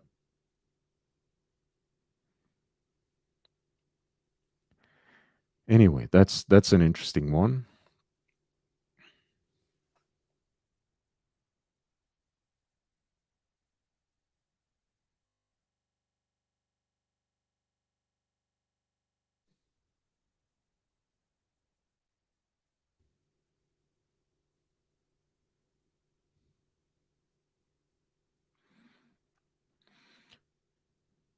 So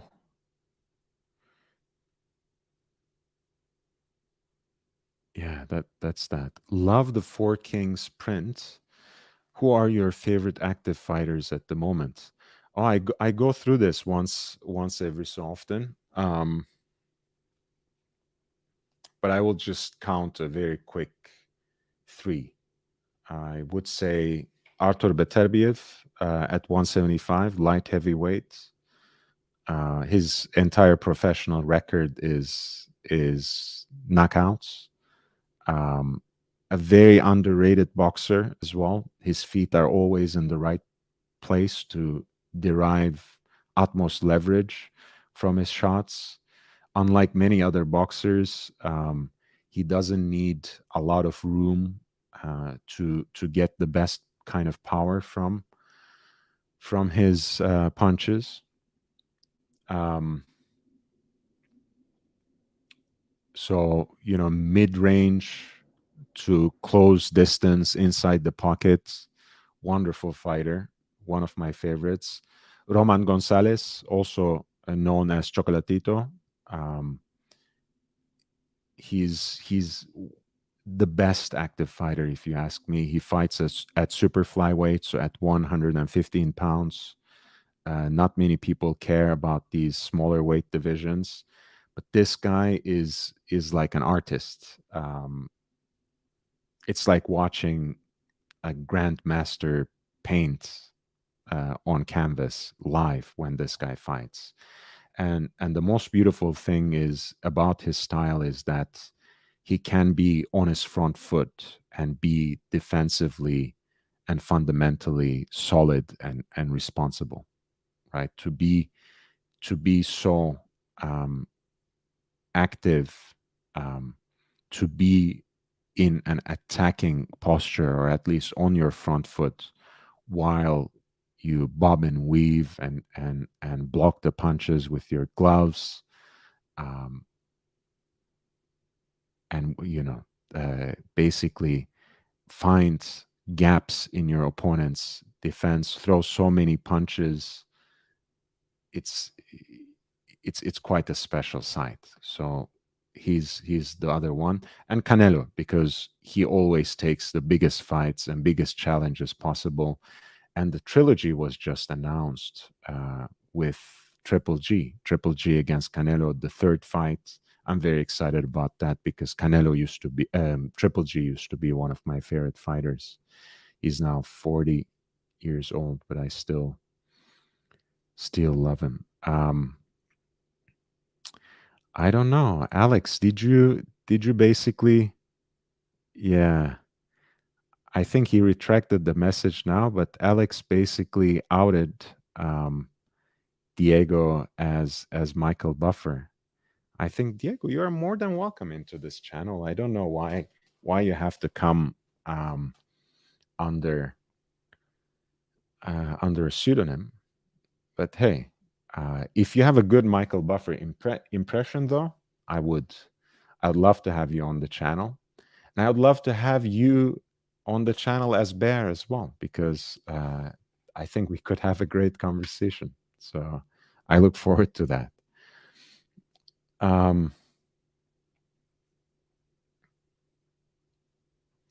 Canelo is the man, but I believe he lost the first fight. He certainly lost the first fight. Make no mistake about it. Have you heard of George Kambosos Jr.? Yes, he was. I think last year he had the biggest upset, basically, by dethroning Teofimo Lopez, and they're fighting in Australia next week. Okay, you say you got ringside tickets. Well, I have to assume that you're Australian now, but hey, cool story. Have you had the opportunity to watch the biopics The Fighter or Bleed for This? Bleed for This, I have not watched. Bezos. The Fighter, I may have. You have to remind me of the movie.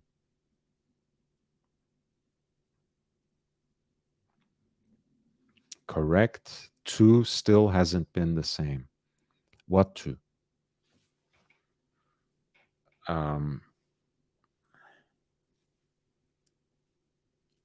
You mean the second fight?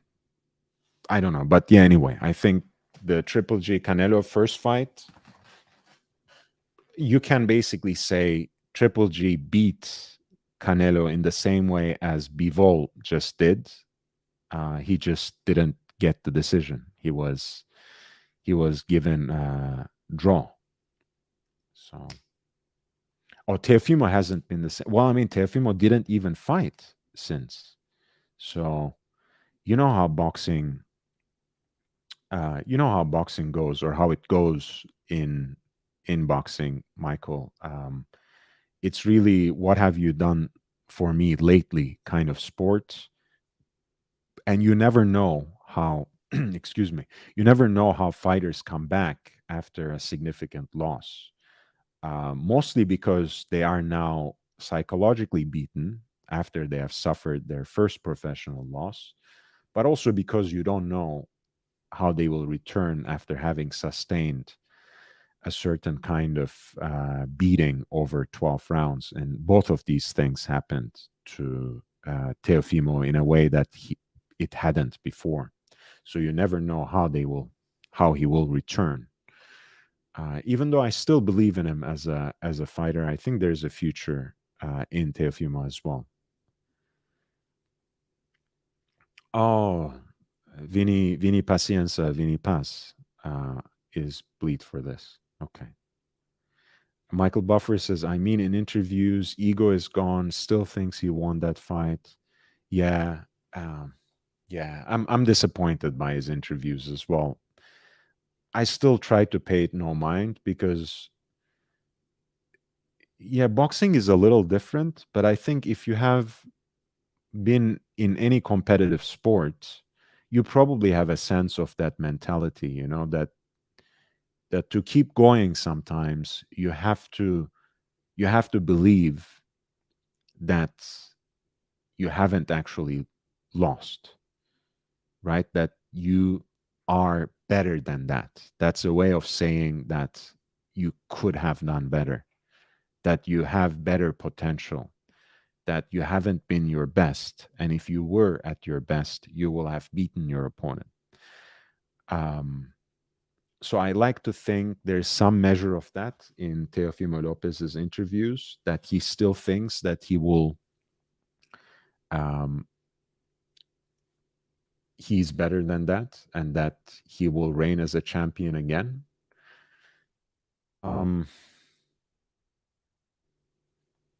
But perhaps you're ultimately right. I mean, that's a good soul reading. I'm not going to deny that. I feel like there's something off in all those interviews. But I like to think that now that he has moved on from 135 to 140, I think he's going to be good.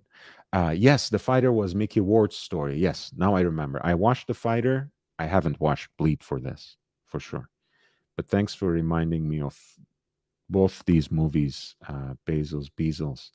Before I get to Mike's next question, guys, again, if you have been enjoying the show, please hit that like button, upvote. Every vote counts. Help me reach a wider audience. Spread the word. Share the link in all the other social media platforms. It would be really a great help, and it would be invaluable to me if you could do that. Because my first major goal is, of course, getting to 1,000 subscribers and getting this channel monetized. In the meantime, if you want to support me, if you want to encourage me in creating more exclusive and original content, all the money is invested back into the channel.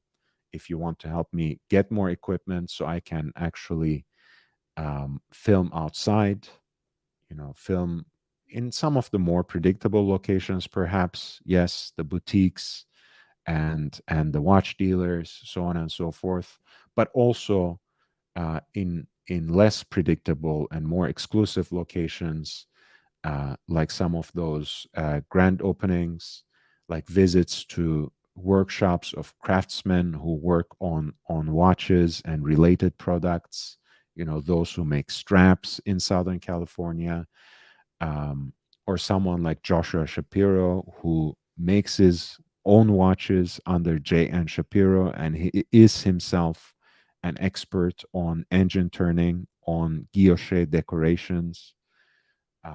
If you want me to produce that kind of content, feel free to contribute on PayPal, which is at lordhellespuntv@gmail.com, lordhellespuntv@gmail.com. I also have a Cash App, and that's $LHVVV, $LHVVV.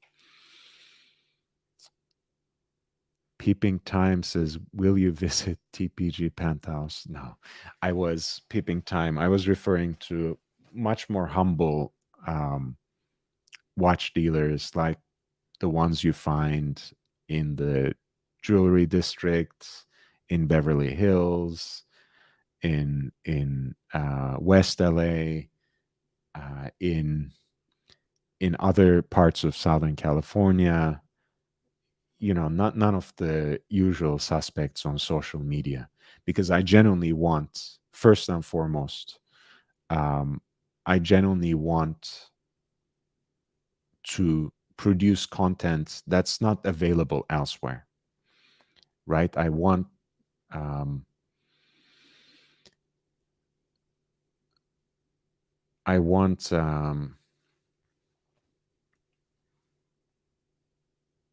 I want something that's not already found as content on another YouTube channel, right? So I'm not gonna visit and broadcast from whatever penthouse.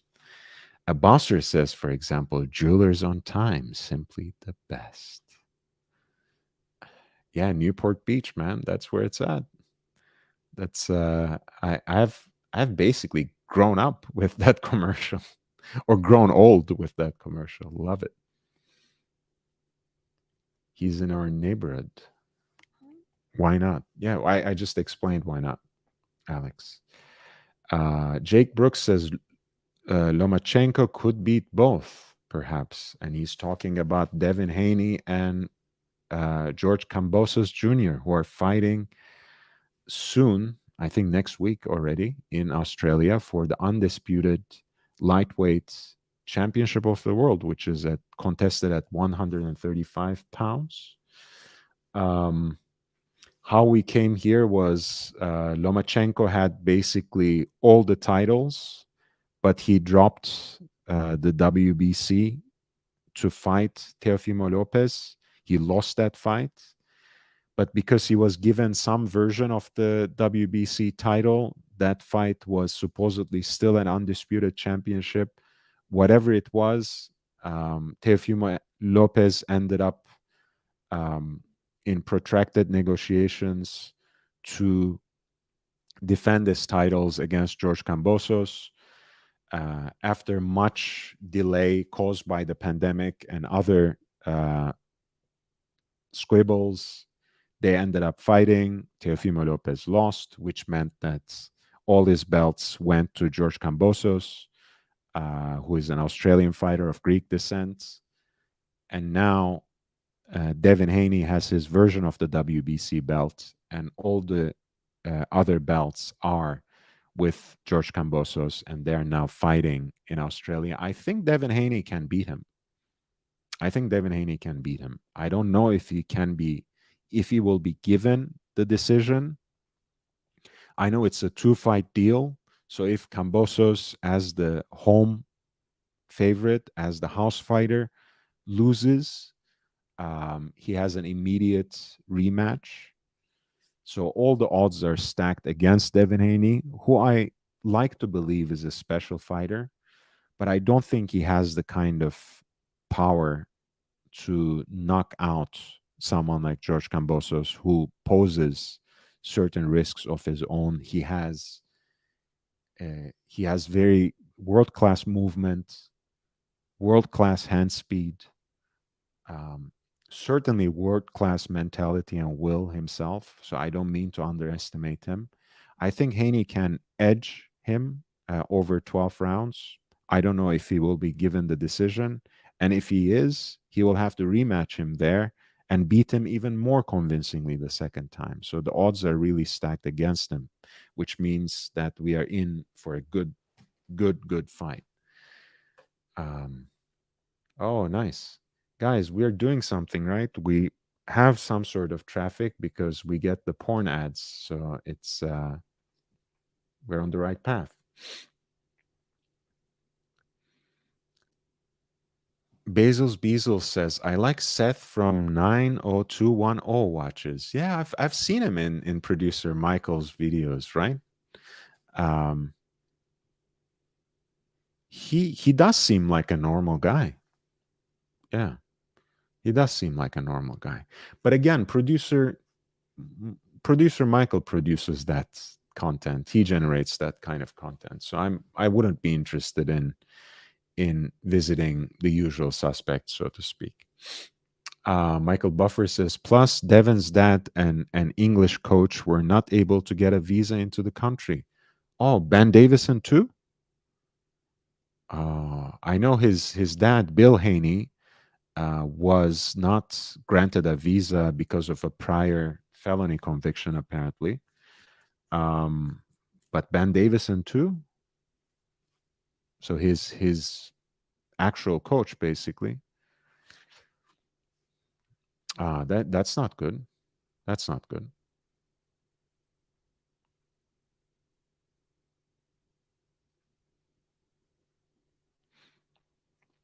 By the way, Michael Buffer, I have to say, I do, I do like the avatar you made for yourself. I mean, I can't hate on that. Like it looks like a real fight poster almost, and I'm glad you have placed me as B side because I like being an underdog. So love it, love it, love it. Michael Buffer says Zab Judah's dad will be in his corner. Ah, yeah, I think Zab Judah was his godfather or something, Devin Haney's godfather or something like that. Something like that. I know that the two families are somehow connected. Not not because they are related, but I think yeah, they have a connection. I don't know where it comes from, but yeah, guys, I'm parched, so give me 2 minutes. I'm just gonna grab a cup of water and be back. Be right back.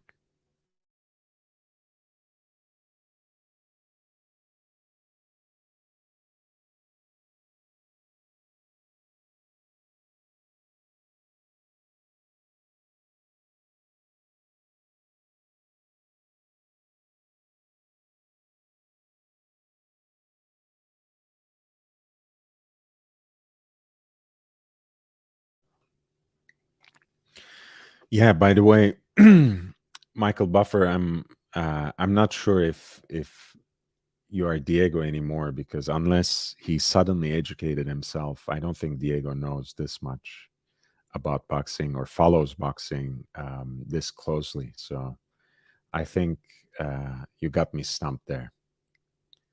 So I'll have to go with the assumption that you are actually in Australia.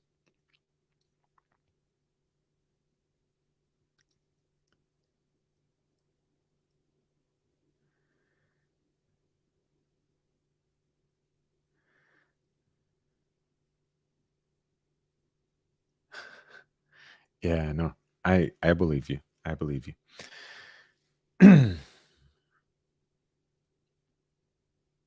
Yeah, so that's the guys. Feel free to jump on. We have talked about the new Breitling cosmonauts. We've talked about the new Vacheron Constantin releases from their Métier d'Art collection.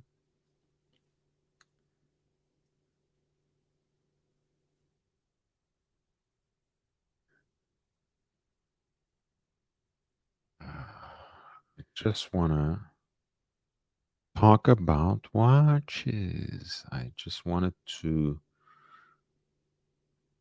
pull up one of the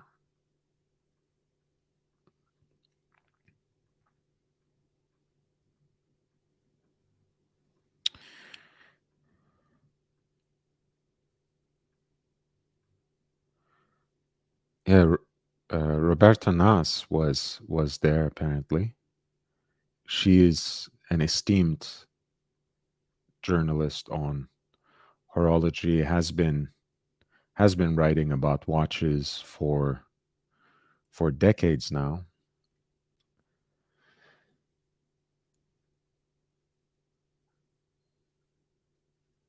But yeah, they had a gala yesterday, and today they actually were in the Louvre and had the entire museum closed off for their private tour, which is kind of cool. You know, again, speaking of the kinds of things that giant corporate backing can do for your brand.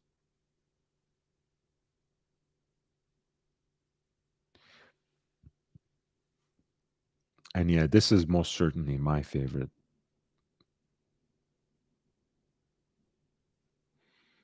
Not that I would have a problem with this one, with the Sphinx, but the line of Darius, I think, the colors which are not quite captured in this photo are quite brilliant, and I think we agree. Ms. Nas and I agree that the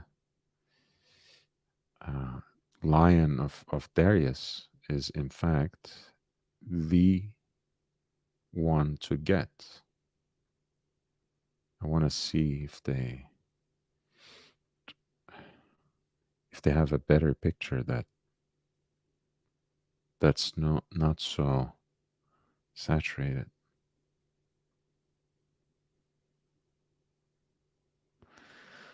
It's so full of hype watches. Right, yeah, this is a little better.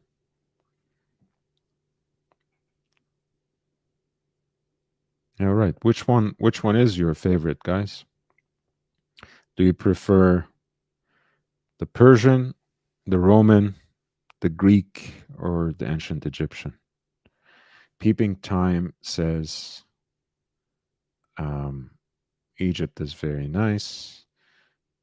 Alex agrees. Egypt is his favorite as well. My vote was for the line of Darius, the Persian Empire. Michael Buffer says, appreciation for all your responses since I can't super chat. Well, no one can for now, Michael, because the channel is not monetized yet. If you choose to contribute in other ways, you can see in the ticker that you have two options. But in either case, I'm grateful for your presence and support. I'm grateful for the fact that you are in the chat and you are engaging. Peeping Time says, what's behind the Sphinx? A falcon. Let's take a quick look on Vacheron's own website.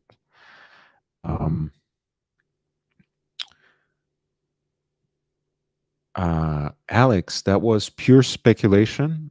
I basically pulled up from Chrono 24 the 4-piece set that they had from 2007, where they did these mask watches from different civilizations of the world, and that was selling for $600,000. I think these will probably retail around 150 or 175,000 francs.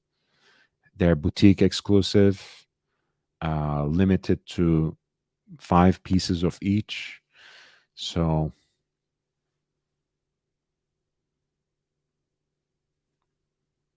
this is how those watches are. This is my favorite. This is the fan favorite so far, at least in the chat.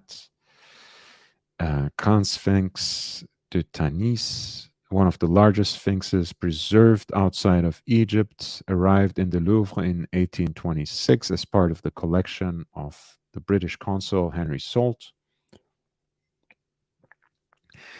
A royal symbol, the Sphinx is a hybrid comprising the body of a recumbent lion, a human head wearing the namis, the royal headdress par excellence, as well as the beard worn only by sovereigns. And yeah, the wings that flank it, again, I think derive from the decorations of those the hieroglyphic decorations in the pyramids. On this monumental Sphinx de Tanis, the work of cutting the stone with polished surfaces is admirable in its precision. The main dial is made of enamel whose deep color is obtained after 6 firings in the kiln. The necklace is trimmed with petals that are reproduced in the chanlevé enamel, sprinkled with inclusions to give the outer frieze an aged appearance. It may, well, it's a mouthful really, under this necklace, a winged hawk, so this is the winged hawk, with a ram's head appears, and the plumage of its wings is picked up on the dial. Okay, so it's a winged hawk with a ram's head that basically hides beneath. Again in chanlevé enamel. The last cultural component is the sapphire crystal bearing the gold applique and engraved by metallization with hieroglyphic inscriptions from a cartouche of the Sphinx of Tanis. And they have videos to go with it on the website too. They have done great work, I think, promoting this collaboration, and they have chosen great works of art which they rendered in very original and unique and inventive ways, I must say. Again, I started the conversation with this idea, right? They're works of art, so you are not supposed to be able to read time, and you really can't. But who cares when it's this beautiful, right? These are collectibles after all, and that's one of the reasons why Alex was asking, like, how much do they cost as a set? Because that's really what one would be interested in. So 2 in pink gold, 2 in white gold, ancient Egyptian and ancient Persian being in pink gold, and ancient Greek and Roman in white gold. I wonder if it's just an optical illusion, but I feel like these are 2 different kinds of pink gold, perhaps. Is that the case?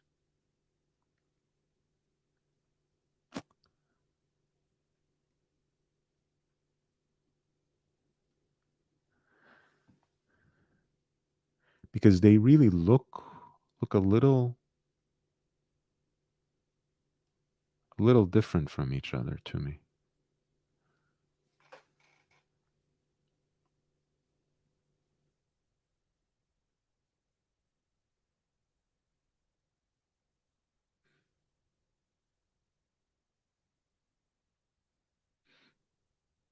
Mm.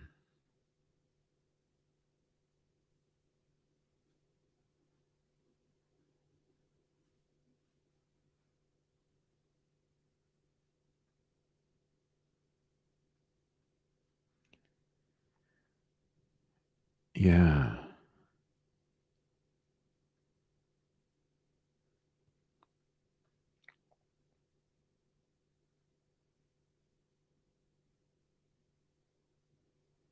Right. So these were the mask watches from the earlier period.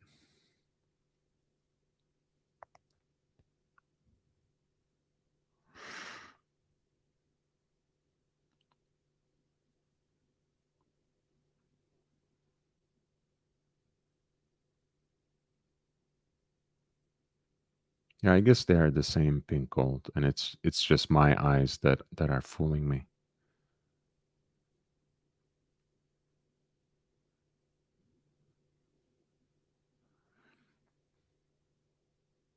I mean, frankly, it just says pink gold here. Yeah.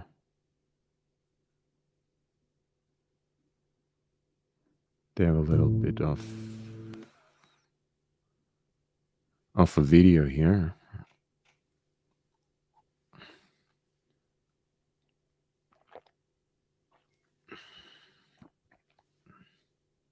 I'm playing it because this was the fan favorite, so it deserves something.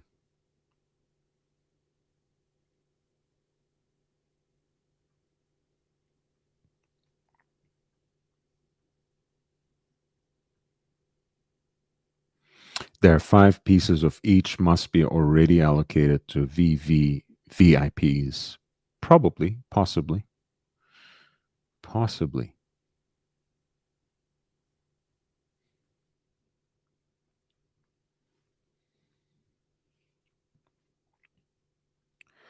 Guys, we are in the last stretch, so I'm going to post the link once more. And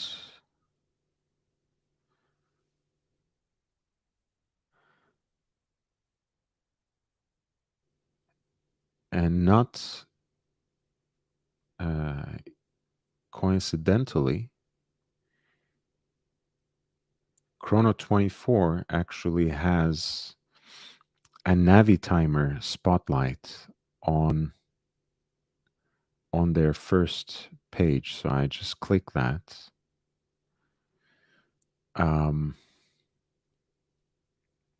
I know that Watchfinder is owned by Richemont.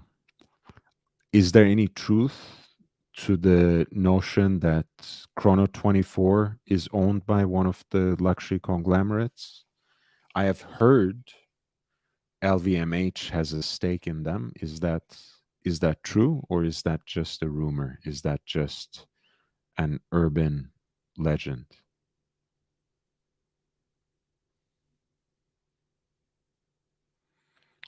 Let's see, filter, year. Let's limit it to 60s, 70s, and 90s.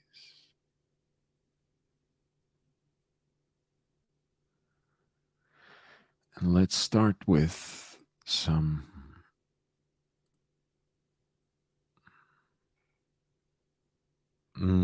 there's a cosmonaut. You see?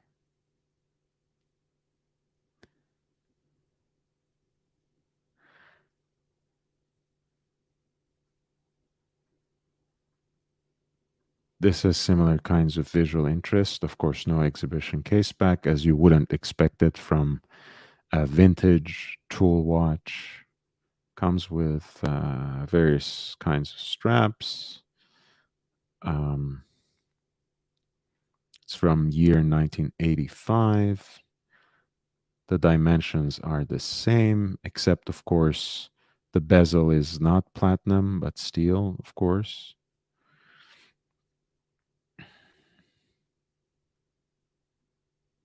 $4,000, guys. See, that's worth it.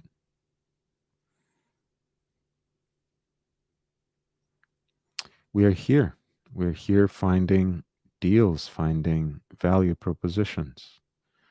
If 11,000 is too salty, you have something that's pretty similar, that has its own vintage charm, in fact, and might be even preferable to some of you. To me, certainly, this would be much more interesting than the more recent reproduction, I should say.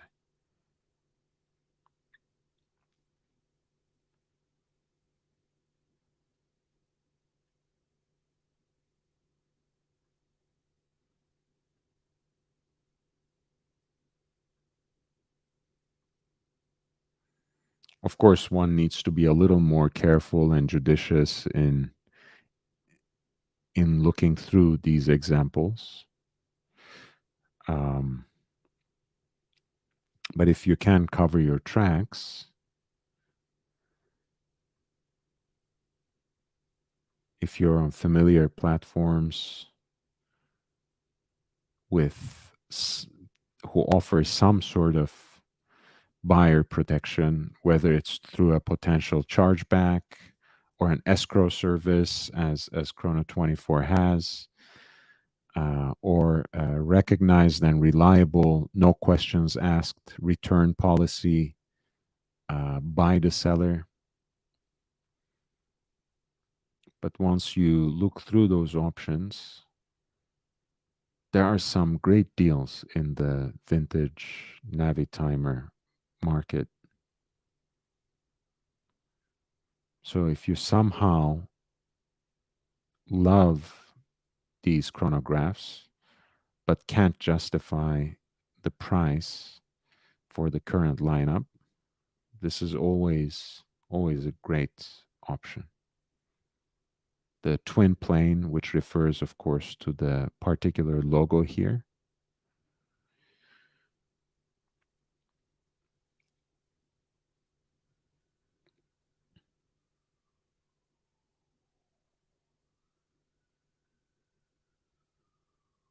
And some very nice examples, with that beautiful case, that iconic domed crystal, I know the prices have crept up on these as everything else has, and I will still stand behind the idea that unless you just have to wait until the end of the year before you make a bigger purchase, because these prices might continue dipping in all likelihood. But hey, if you are somehow excited about the new Navitimer releases, and if you don't mind taking your time and looking through some of the earlier iterations of these models, there are plenty of them on eBay, on Chrono24, and they are incredible value propositions.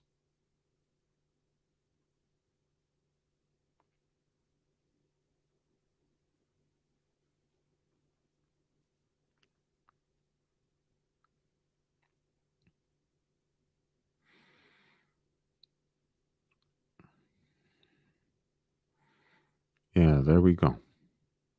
This is what we had found on Chrono24 from Italy,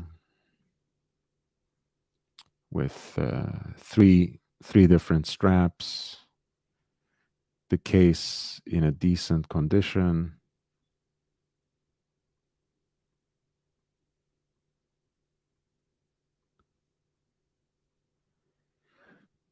No shots of the movement, for better or worse. There are minor scratches, apparently.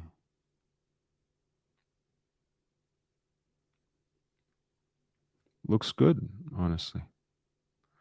Looks good. And if you wait a little longer, maybe it will dip a little further.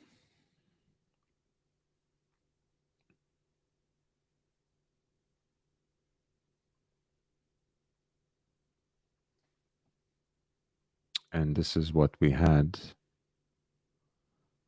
So this is 4K excluding shipping out of Italy. And this is the current reissue, the limited edition that Breitling just put out on the 60th anniversary of the first Swiss wristwatch in space, on the wrist of none other than Scott Carpenter, part of Mercury 7.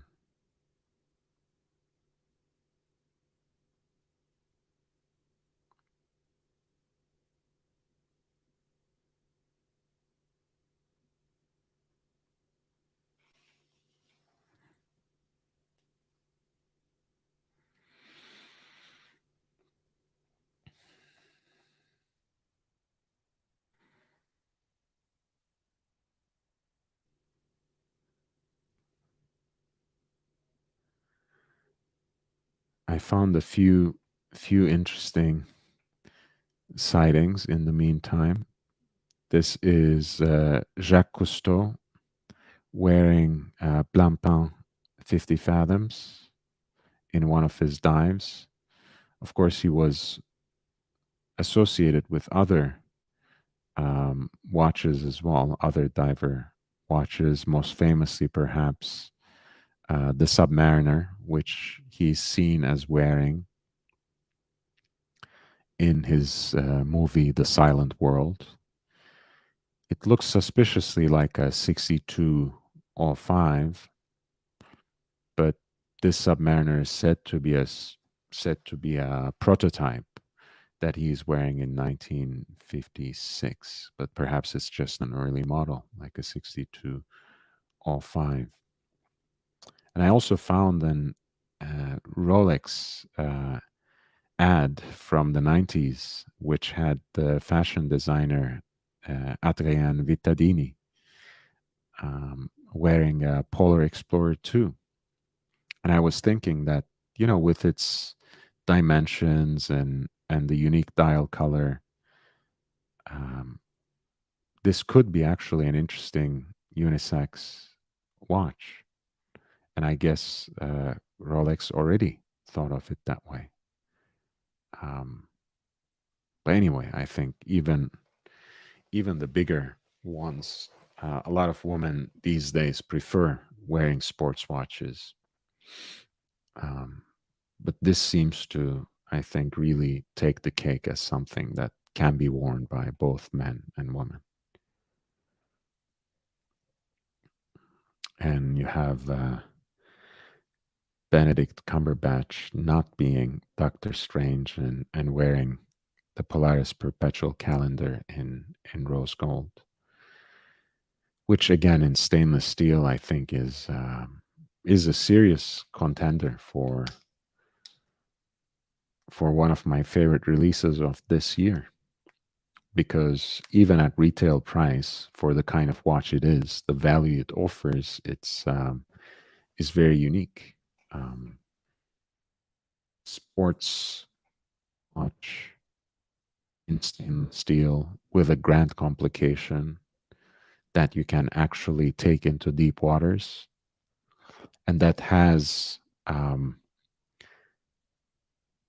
respectable caliber that requires only one pusher to adjust without requiring any further manual manipulation until the next century.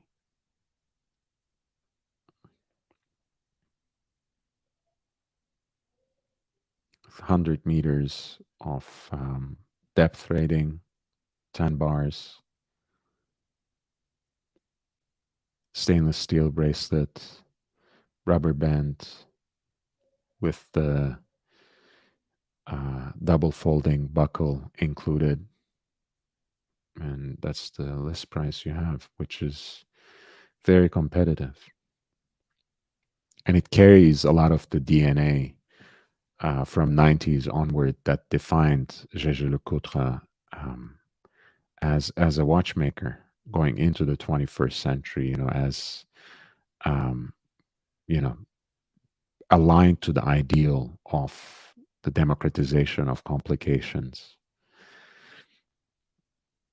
presenting basically what are otherwise prestige complications in stainless steel at an accessible price point. Of course, it has, they are saying it's a caliber that is newly designed, but this whole notion of a perpetual calendar module that can be simply adjusted with a single pusher that allows everything to move forward in a synchronous fashion, since it automatically takes into account months with 20, 30, and 31 days.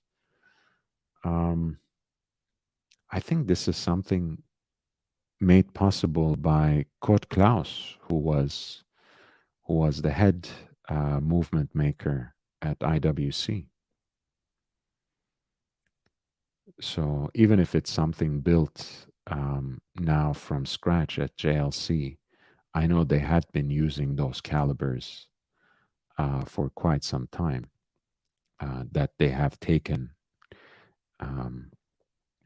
as a sister brand from IWC.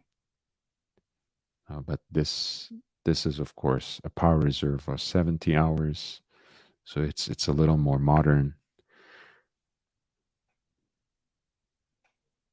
Yeah, I can't wait to find one of these for a song in the secondary market in a couple of years, quite frankly. That's my strategy. Pauli says, woke up, couldn't sleep. I will have a cup of tea and listen to the soothing voice of Lordy Lord before I try to get another couple hours of sleepy sleeps. Pauli, you're more than welcome. Unfortunately, I might be concluding in 10, 15 minutes. I was thinking, since this became a kind of tradition, that I will read one of the stories in The Man and His Watch, and maybe that can be a way for us to close today's show.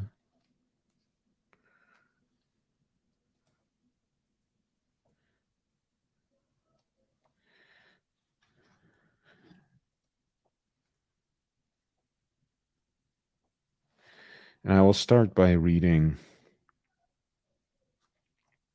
about the deep sea alarm, so we can continue with the Jaeger-LeCoultre theme. But this is a watch that belongs to Eric Koo, who is who has a dealer called 10 Past 10, and also collaborates with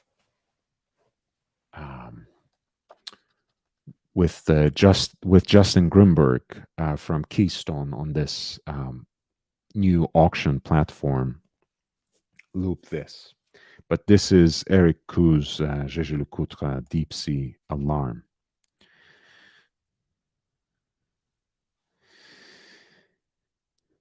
I was always into mechanical things, Eric says.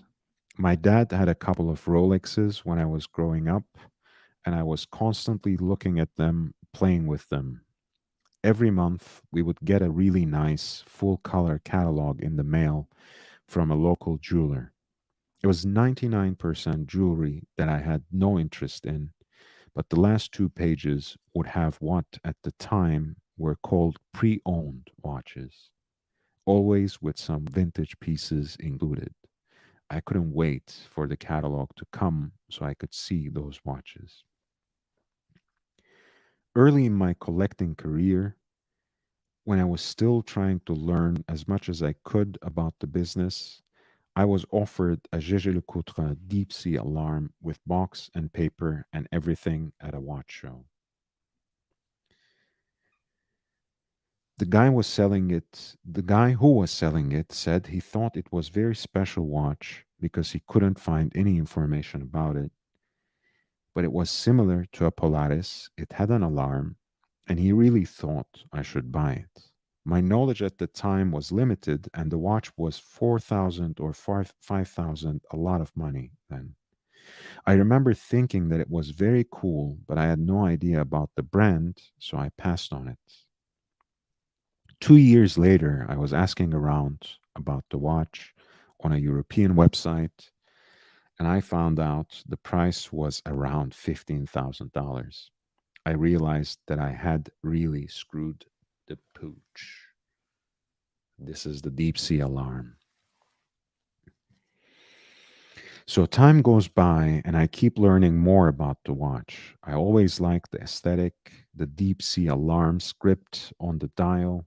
The whole thing just oozes 50s. Then 2 years ago, it shows up on a vintage watches forum on Facebook with the caption, "Hey, I just found this watch at Goodwill for $599. I think it's really rare. What do you guys think about this?" Everybody was posting that it was some sort of BS or April Fool's joke. But I messaged the guy and told him I was interested in buying it. We ended up striking a deal. I flew him out from Arizona to San Francisco. We spent the day together, and I put him up in a hotel, and he sold me the watch for $35,000. In retrospect, I feel like I paid, let's say, maximum collector price. But as far as I'm concerned, this is a unique watch because the history is so fascinating. The guy bought it at a Goodwill in Phoenix. I bought it from him. It was written up on Hodinkee. And from there, the story just blew up. It was front page news on CNN's website, then picked up by local and national news channels and a random morning show. It was unbelievable. Watches are very personal things. expressions of who you are. And what you're willing to pay all comes down to perception of value. The deep sea alarm was probably $100 in the 50s or 60s, which was a tidy sum of money, but not completely outrageous. By the way, I really love the way that this ties up all of our discussion about how, at the end of the day, the decision depends on our perception of value, right? And ultimately, that perception derives heavily from the kinds of emotions that we invest in these material objects. The fact that something like that could be worth 50 or 100 times more today is kind of crazy. But this watch sums that up completely. Somebody loved it, then it got lost in the shuffle. As soon as I saw it, I just knew it was a watch I had to buy, even if I had to pay a premium on it, for which I did. So, regarding the perception of value, somebody literally perceived the value of this watch to be $5.99.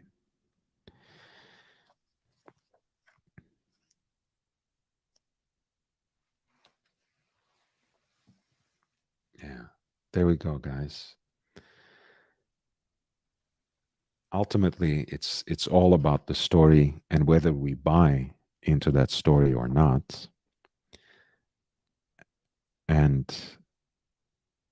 the perception of value purely depends on what we are willing to invest on it, both in terms of our feelings and finances. So, with that, I am going to close once again, guys. Please upvote on your way out.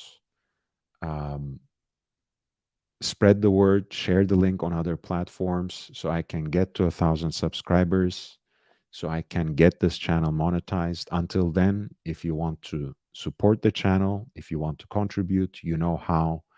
I have PayPal, which is at lordhellespontv@gmail.com, lordhellespontv@gmail.com. I also have a Cash App, which is $LHVVV, $LHVVV. And I do have an Instagram, Watch Fan. I am gonna just share it on here. This is it.